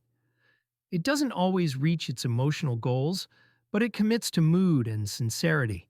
For viewers drawn to low-budget gothic horror with melancholy leanings, it offers a quiet, if limited, experience. The Night Flier, 1997. A tabloid reporter begins tracking a serial killer who moves between small regional airports in a private plane. Victims are found drained of blood, and the killer leaves behind grotesque crime scenes before disappearing without a trace. As the investigation deepens, it becomes clear this isn't a human predator. The man calling himself Dwight Renfield is a vampire, using forgotten airfields and night flights to hunt in isolation. The film stays focused on character rather than spectacle. Miguel Ferrer leads as the journalist, a cynical opportunist, chasing a career-saving story with little concern for the damage he causes. He's abrasive, unethical, and fully aware of it. Julie Entwistle appears as a rival reporter, offering a quieter counterpoint to his recklessness. The newsroom and airport workers feel lived in, adding to the film's rough texture. The horror builds gradually. The vampire is kept mostly out of sight, revealed through aftermath and implication, before finally emerging in full. Practical makeup gives the creature a feral, diseased look that avoids glamour entirely. The airport settings do much of the work. Bright, empty spaces that feel exposed and lonely, especially at night. The Night Flier treats vampirism as something ugly and predatory. It doesn't romanticize its monster or redeem its protagonist. Lean, mean, and unpleasant by design, it's a grounded King adaptation that finds horror in obsession, isolation, and the kind of people willing to chase both. Hideous, 1997. Rival collectors of medical oddities compete over rare and deformed specimens preserved in jars. When a particularly valuable find goes missing, both sides trace it back to a remote castle where the collections are stored. What they don't realize is that one of the specimens isn't dead. It's alive, growing, and fiercely protective of another creature kept nearby. As the collectors argue and posture, the creatures break free and turn the castle into a killing ground. The film plays everything at an exaggerated pitch. Michael Citroniti and Mel Johnson Jr. lead a cast of deliberately outsized characters, all leaning into grotesque humor rather than realism. Performances are broad and theatrical, clearly aimed at comedy rather than suspense. Everyone involved understands the tone and commits to it fully. The practical effects are the main draw. Creature designs rely on puppetry and suits, emphasizing warped anatomy and exaggerated movement.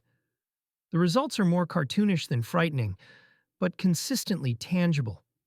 Gore is frequent but stylized, designed to provoke laughs rather than discomfort.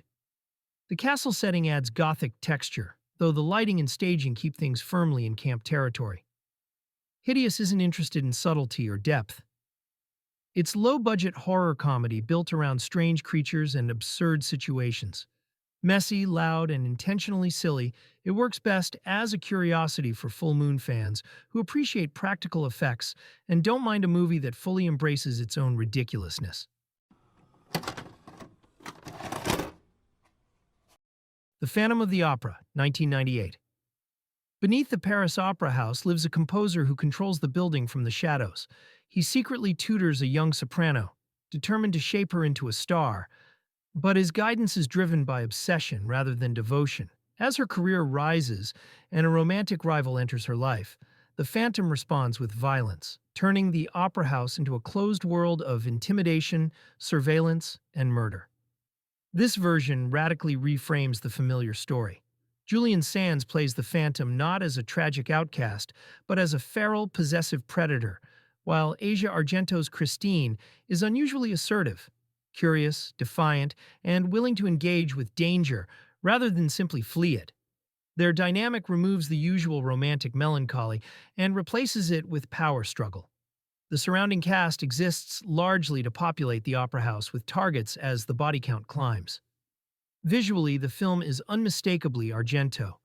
Elaborate camera moves, saturated colors, and operatic staging dominate every scene. Violence is graphic and stylized. Stabbings, falls, and brutal set pieces framed for impact rather than realism. The Phantom's origin is completely rewritten. Raised by rats instead of scarred by society, he's more animal than legend. Makeup is minimal, an intentional choice that emphasizes behavior over deformity. The Phantom of the Opera is one of Argento's most divisive films. As an adaptation, it discards the emotional core that made the story endure. As an Argento film, it's visually confident but narratively unstable, never fully committing to tragedy or pure villainy. Progeny, 1998. A married couple experiences unexplained missing time during what should have been an ordinary night together. Soon after, the wife becomes pregnant.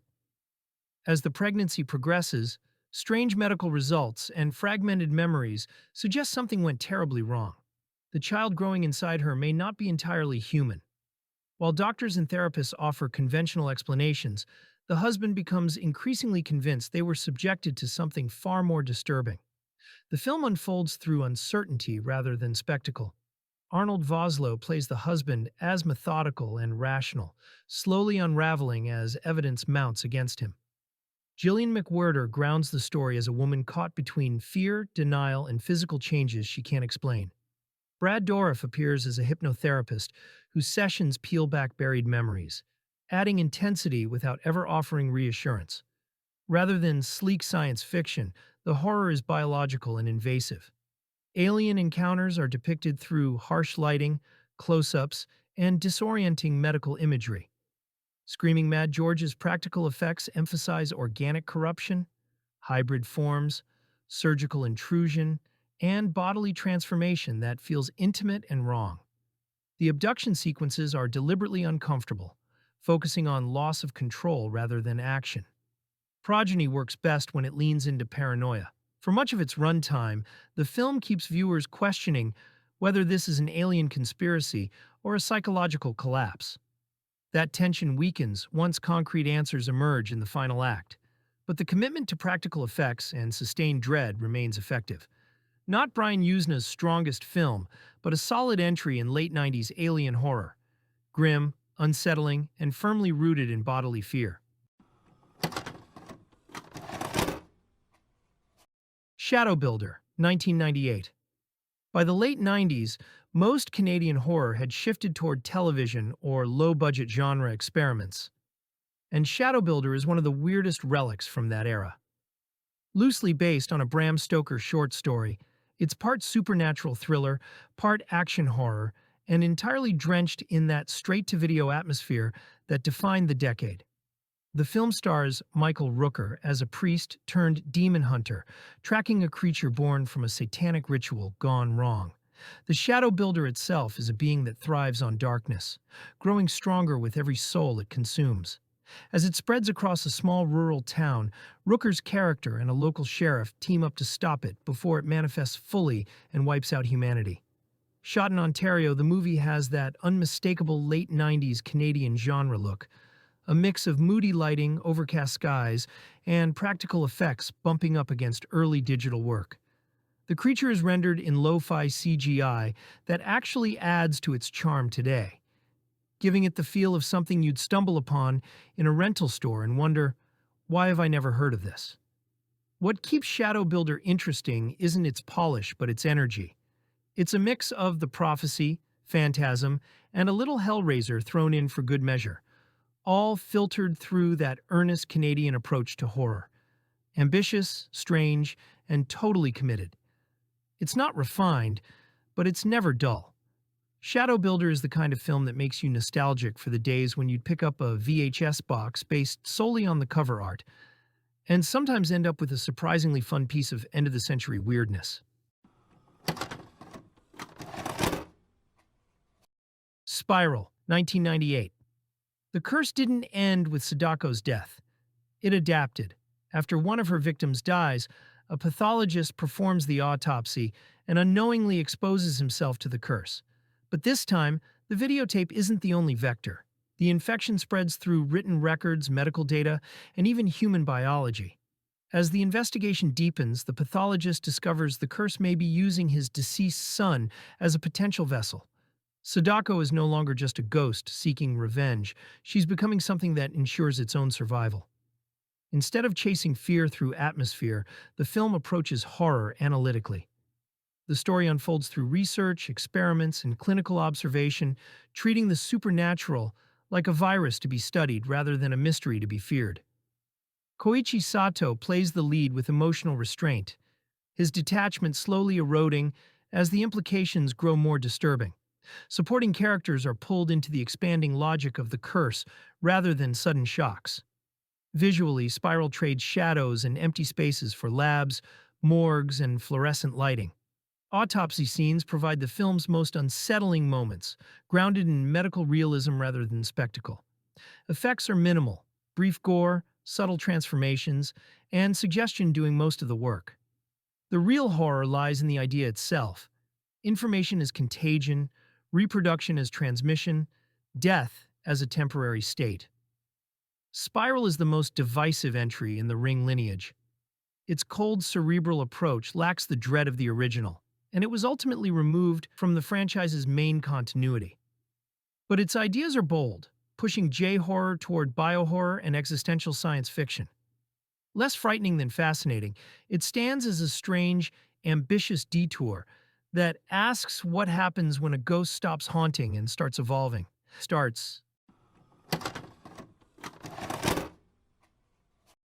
The Last Broadcast, 1998. A documentary crew ventures into the New Jersey Pine Barrens to investigate the legend of the Jersey Devil. Only one man comes back alive, found disoriented, covered in blood, and unable or unwilling to explain what happened. He's later convicted of the murders. Years after the case is closed, another filmmaker reopens the investigation, digging through recorded footage, interviews, and police evidence to uncover what really took place in the woods. The story unfolds like a true crime documentary. The filmmaker narrates his findings, reconstructing the night piece by piece while questioning the official explanation. Interviews with locals, experts, and those connected to the case feel convincingly real. Performances are deliberately restrained, leaning into authenticity rather than dramatics. Visually, the film reflects its time and tools. Shot largely on early digital video, the image is rough, compressed, and unstable. Instead of hiding those limitations, the film leans into them. The found footage material is chaotic and disorienting, while the documentary segments are cleaner and controlled. Violence is mostly implied. Sounds, reactions, and aftermath replace explicit imagery, allowing suggestion to do the heavy lifting. The last broadcast stands as an early blueprint for modern found footage horror, arriving just before the format broke into the mainstream. The film remains important for how confidently it merges true crime structure with horror storytelling. More influential than satisfying, it's a near miss that helped pave the way for what came next. The Prophecy II, 1998. The war between angels hasn't ended. It's evolving. Gabriel is back, and this time his goal is to stop the birth of a Nephilim, a half-human, half-angel child whose existence could tip the balance of the celestial conflict. When a nurse becomes pregnant after an encounter with an angel, she's thrust into a hidden war. Gabriel hunts her without mercy, while a rogue angel fights to keep her alive. The unborn child represents either the end of the war or its ultimate escalation. The film shifts focus from spectacle to pursuit. Jennifer Beals carries the story as the woman caught between divine factions, grounding the mythology in fear and survival. Russell Wong plays her protector with quiet resolve, while Christopher Walken returns as Gabriel, delivering menace through restraint and razor-sharp dialogue. Even with limited screen time, Walken dominates every scene. A young Brittany Murphy appears in an early role, injecting chaotic energy into the film's midpoint. The effects lean practical but modest. Angel deaths erupt in bursts of light, wings tear free, and violence is stylized rather than grand. Budget limitations are evident, but the film compensates by deepening its lore. Angel hierarchy, forbidden reproduction, and celestial politics take center stage, pushing the story into darker theological territory. Desert highways and urban locations keep the action grounded, emphasizing chase and inevitability over scale. The Prophecy II doesn't surpass the original, but it understands its appeal. It expands the mythology instead of retreading it, using ideas and performances to carry what the budget can't. Elevated by Walken's presence and a sharper focus on consequence, it stands as a solid direct-to-video sequel that respects its source without pretending to outgrow it. Phantasm IV, Oblivion, 1998.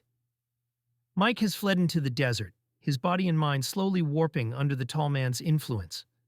As reality fractures around him, time and space lose meaning, and his struggle becomes less about survival and more about identity. Reggie continues the pursuit anyway, refusing to abandon his friend, even as the tall man twists events to pull them further apart. Working with the smallest budget of the series, Don Coscarelli leans fully into abstraction. Shot largely in isolated desert locations, the film plays more like a meditation than a traditional sequel. A. Michael Baldwin and Reggie Bannister spend much of the runtime separated, their shared history doing the emotional heavy lifting. Angus Scrimm's tall man takes on a more reflective presence, offering cryptic insight into his worldview rather than sheer menace. Scaled-back effects are used sparingly, but with purpose. Unused footage from the original film reveals the tall man's origins as a 19th-century scientist transformed by his own dimensional experiments, finally answering what he is without explaining everything. Oblivion closes the original saga on an unresolved note, favoring atmosphere and myth over closure, and leaving its characters suspended between worlds rather than offering easy conclusions. Strangeland, 1998. Before social media, Strangeland was warning us what happens when you meet the wrong person online. Released in 1998, it was written by and starred Dee Snider of Twisted Sister fame, playing one of horror's strangest late 90s creations, Captain Howdy. The film follows a small-town detective, played by Kevin Gage, searching for his daughter after she's abducted by a sadistic man who lures victims through internet chat rooms. But Captain Howdy isn't your typical killer. He's a body modification zealot obsessed with ritual pain and enlightenment. What follows is half techno thriller, half modern gothic freak show. Snyder took inspiration from real-life body art culture and his fear that the internet would erase accountability. It's not subtle. The soundtrack pounds industrial metal, the visuals drip with piercing needles and suspension hooks, but it feels uniquely of its time. There's a sincerity beneath the shock, a sense that Snyder genuinely wanted to comment on the collision between new technology and old evil. Though critics didn't get it, Strangeland found its audience through late-night cable and word of mouth. It's stylish, uncomfortable, and weirdly prescient. Years before the phrase online predator became common. In the end, it's less about gore and more about transformation. What happens when obsession turns physical? Strangeland may not be polished, but it's fearless, a dark relic of the early internet age that hits harder the older it gets.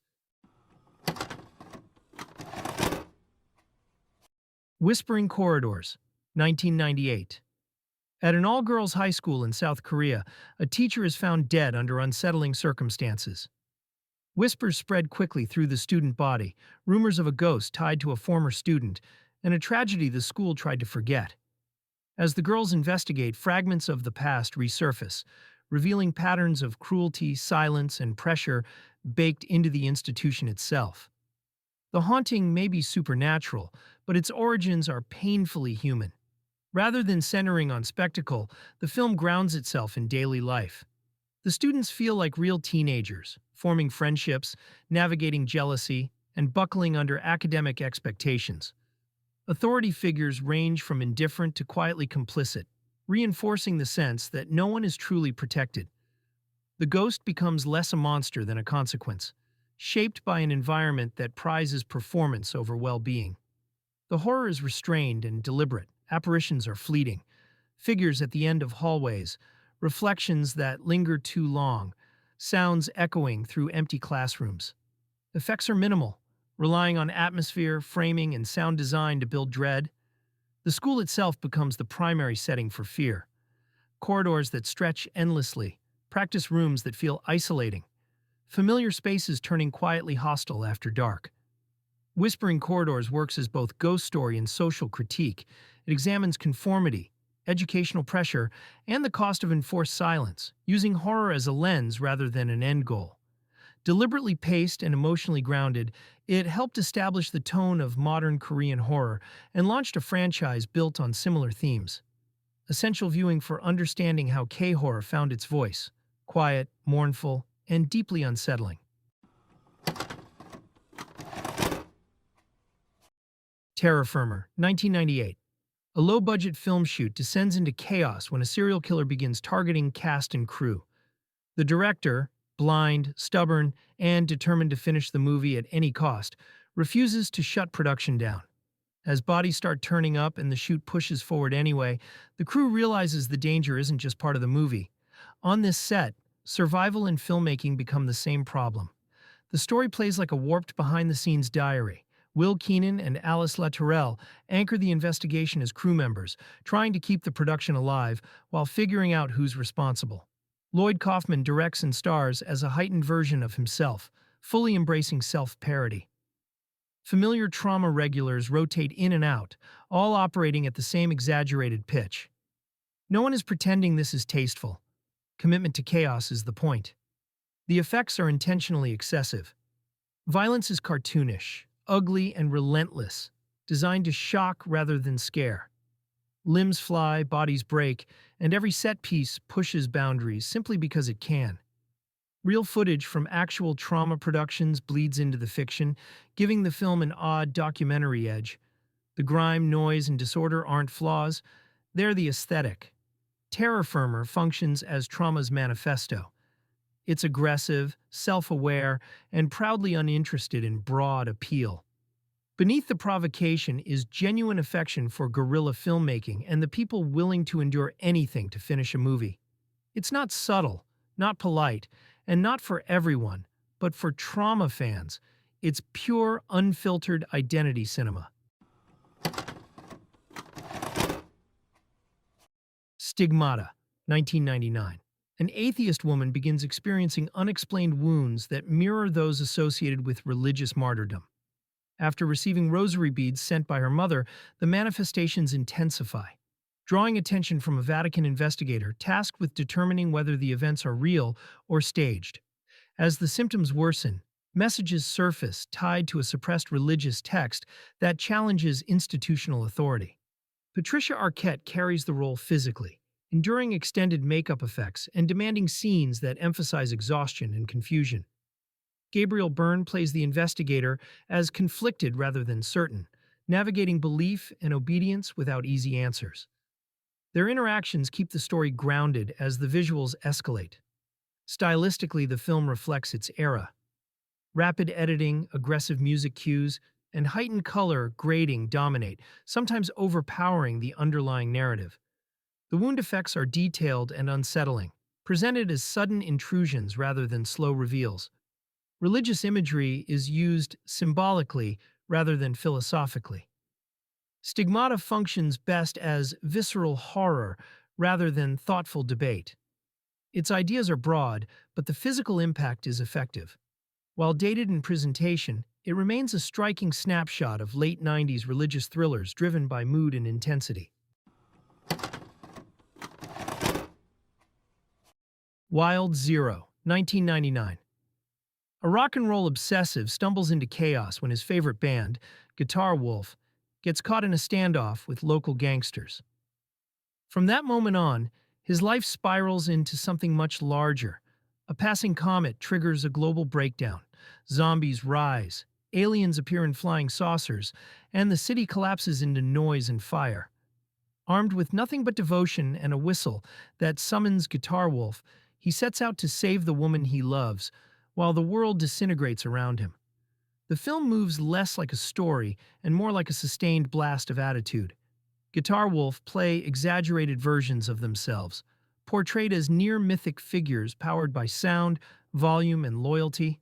Masashi Endo anchors the madness with sincere enthusiasm, treating rock culture as a moral code rather than a joke.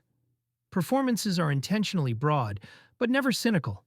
Effects are handmade and proudly rough. Explosions, zombie attacks, and alien appearances feel improvised and reckless, matching the film's energy. Editing favors speed over clarity, and the soundtrack never lets up. What holds it together is commitment. Every element believes completely in its own insanity. Wild Zero isn't about polish or structure. It's about momentum, identity, and choosing love without conditions. The message is simple but sincere, buried under distortion and chaos. For viewers open to something raw and unfiltered, it's unforgettable. Cherry Falls, 1999. A series of killings disrupts a quiet Virginia town with one disturbing pattern. Only students who haven't had sex are being targeted. Panic spreads quickly, forcing the community to confront both the violence and the social pressure surrounding it. As a sheriff investigates alongside his daughter, buried events from the town's past begin to surface. The film flips slasher logic without turning it into parody. Brittany Murphy plays the lead with restraint, navigating fear, expectation, and suspicion without becoming reactive. Michael Biehn brings authority and internal conflict to the sheriff role, while the supporting cast captures the uncomfortable closeness of small-town life. Violence is blunt and direct, avoiding elaborate staging. The emphasis stays on motive rather than method, and the mystery builds toward an explanation rooted in collective guilt rather than randomness. The story treats its premise seriously, allowing the subversion to emerge naturally. Cherry Falls stands out for engaging with its theme rather than exploiting it.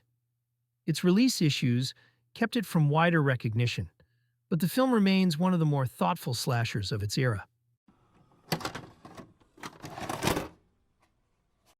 Virus, 1999. A salvage crew boards a drifting Russian research ship in the South Pacific, hoping to claim it for profit. Instead, they discover the vessel has been overtaken by a hostile intelligence that arrived via deep space transmission. The entity has fused itself to the ship's systems and begun reconstructing a physical form using human bodies and machinery.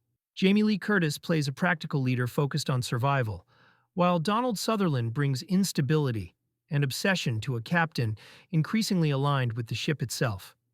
William Baldwin fills the role of reluctant ally, and the rest of the cast functions as expendable workers caught in escalating danger. Where the film distinguishes itself is in creature design. Practical effects dominate, presenting cybernetic hybrids that merge flesh and metal in disturbing ways.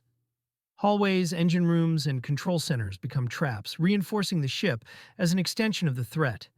Action scenes rely on physical stunts and controlled explosions rather than spectacle alone. Virus doesn't reinvent the genre, but it commits to its premise. The pacing is steady, the effects are tangible, and the tone stays serious. It's a functional late 90s creature film elevated by strong practical work. Blood Dolls, 1999. Blood Dolls epitomizes late-period full moon, embracing camp, absurdity, and grotesque spectacle. A wealthy music producer creates miniature homicidal clones to punish those who wronged him, all while running a heavy metal band and maintaining a dungeon beneath his mansion. Narrative logic takes a back seat to deliberate eccentricity, with set pieces designed for shock, humor, and inventive visual absurdity. The dolls themselves, crude but unnerving, stalk their victims with meticulous, stiff movements that amplify their creepiness. Jack Maturin's performance elevates the material, delivering lines with operatic intensity that frames the chaos as dark, theatrical comedy. The captive musicians provide running commentary, a Greek chorus observing the madness. Violence is often suggested rather than explicit, maximizing suspense and impact within budget constraints. Blood Dolls unapologetically embraces its late-night cable identity, with erratic pacing and tonal shifts that feel chaotic, yet intentional. It found its audience among full-moon devotees, cult completists, and irony watchers. A film that celebrates the very strangeness that defined the studio's identity in the 90s. Stir of Echoes, 1999. After being hypnotized at a neighborhood party, a working-class father begins experiencing unsettling visions. He sees fragments of a teenage girl who was murdered years earlier, reliving moments tied to her disappearance. What starts as curiosity becomes fixation, pulling him away from his family and placing him in danger as buried truths come closer to the surface. The film grounds its supernatural elements in routine life. Kevin Bacon plays the lead as a man already restless before the visions begin, his frustration and obsession feeding off one another. Catherine Irby balances the story as his wife, watching something she can't see slowly dismantle their stability. The supporting cast fills out the neighborhood with quiet suspicion rather than overt menace. Visions arrive in short, fragmented bursts. Sounds, flashes, impressions, never lingering long enough to feel safe. The horror comes less from spectacle and more from accumulation, as the mystery points toward shared guilt and long-standing silence. Violence, when it appears, is direct and uncomfortable rather than stylized.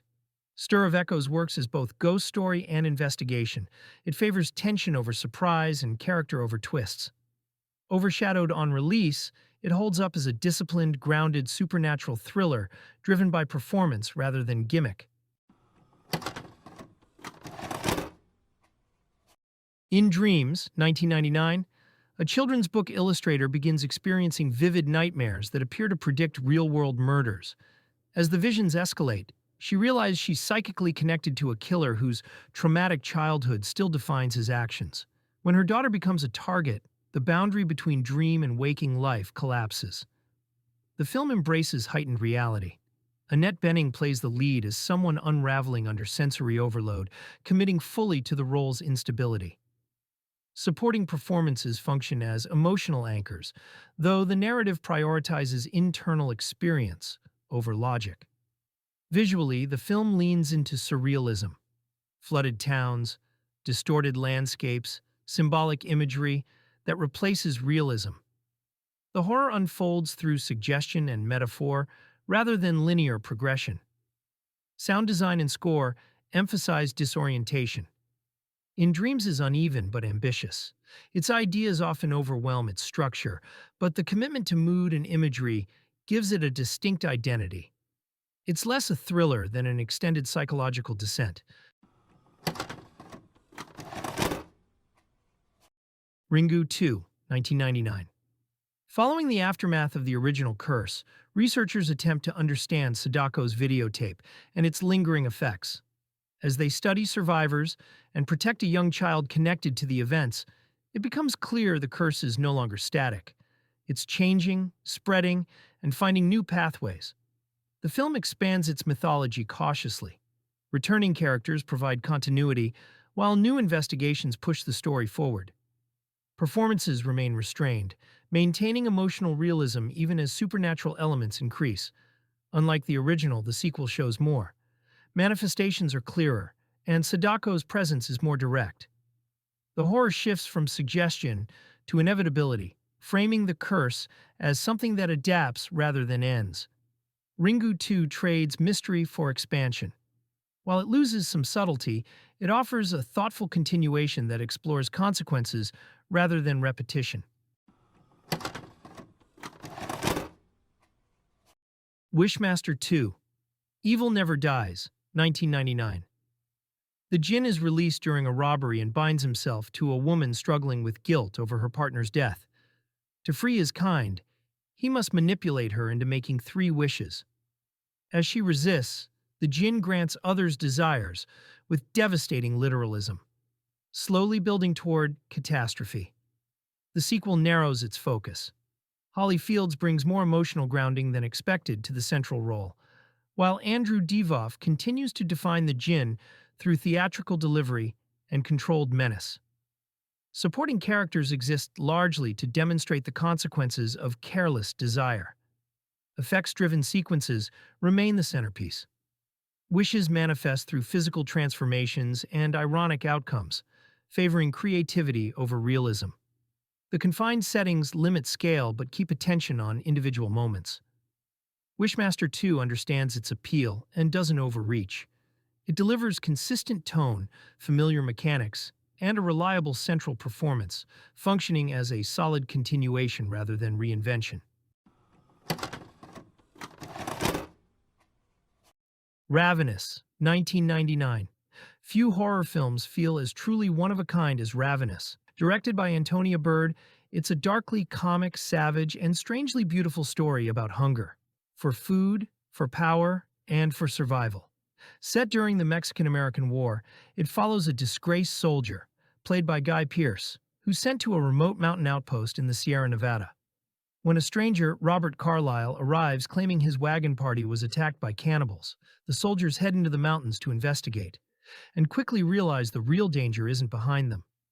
Carlyle's performance is electric, alternating between charming and monstrous, and the film morphs from historical drama into blood-soaked nightmare.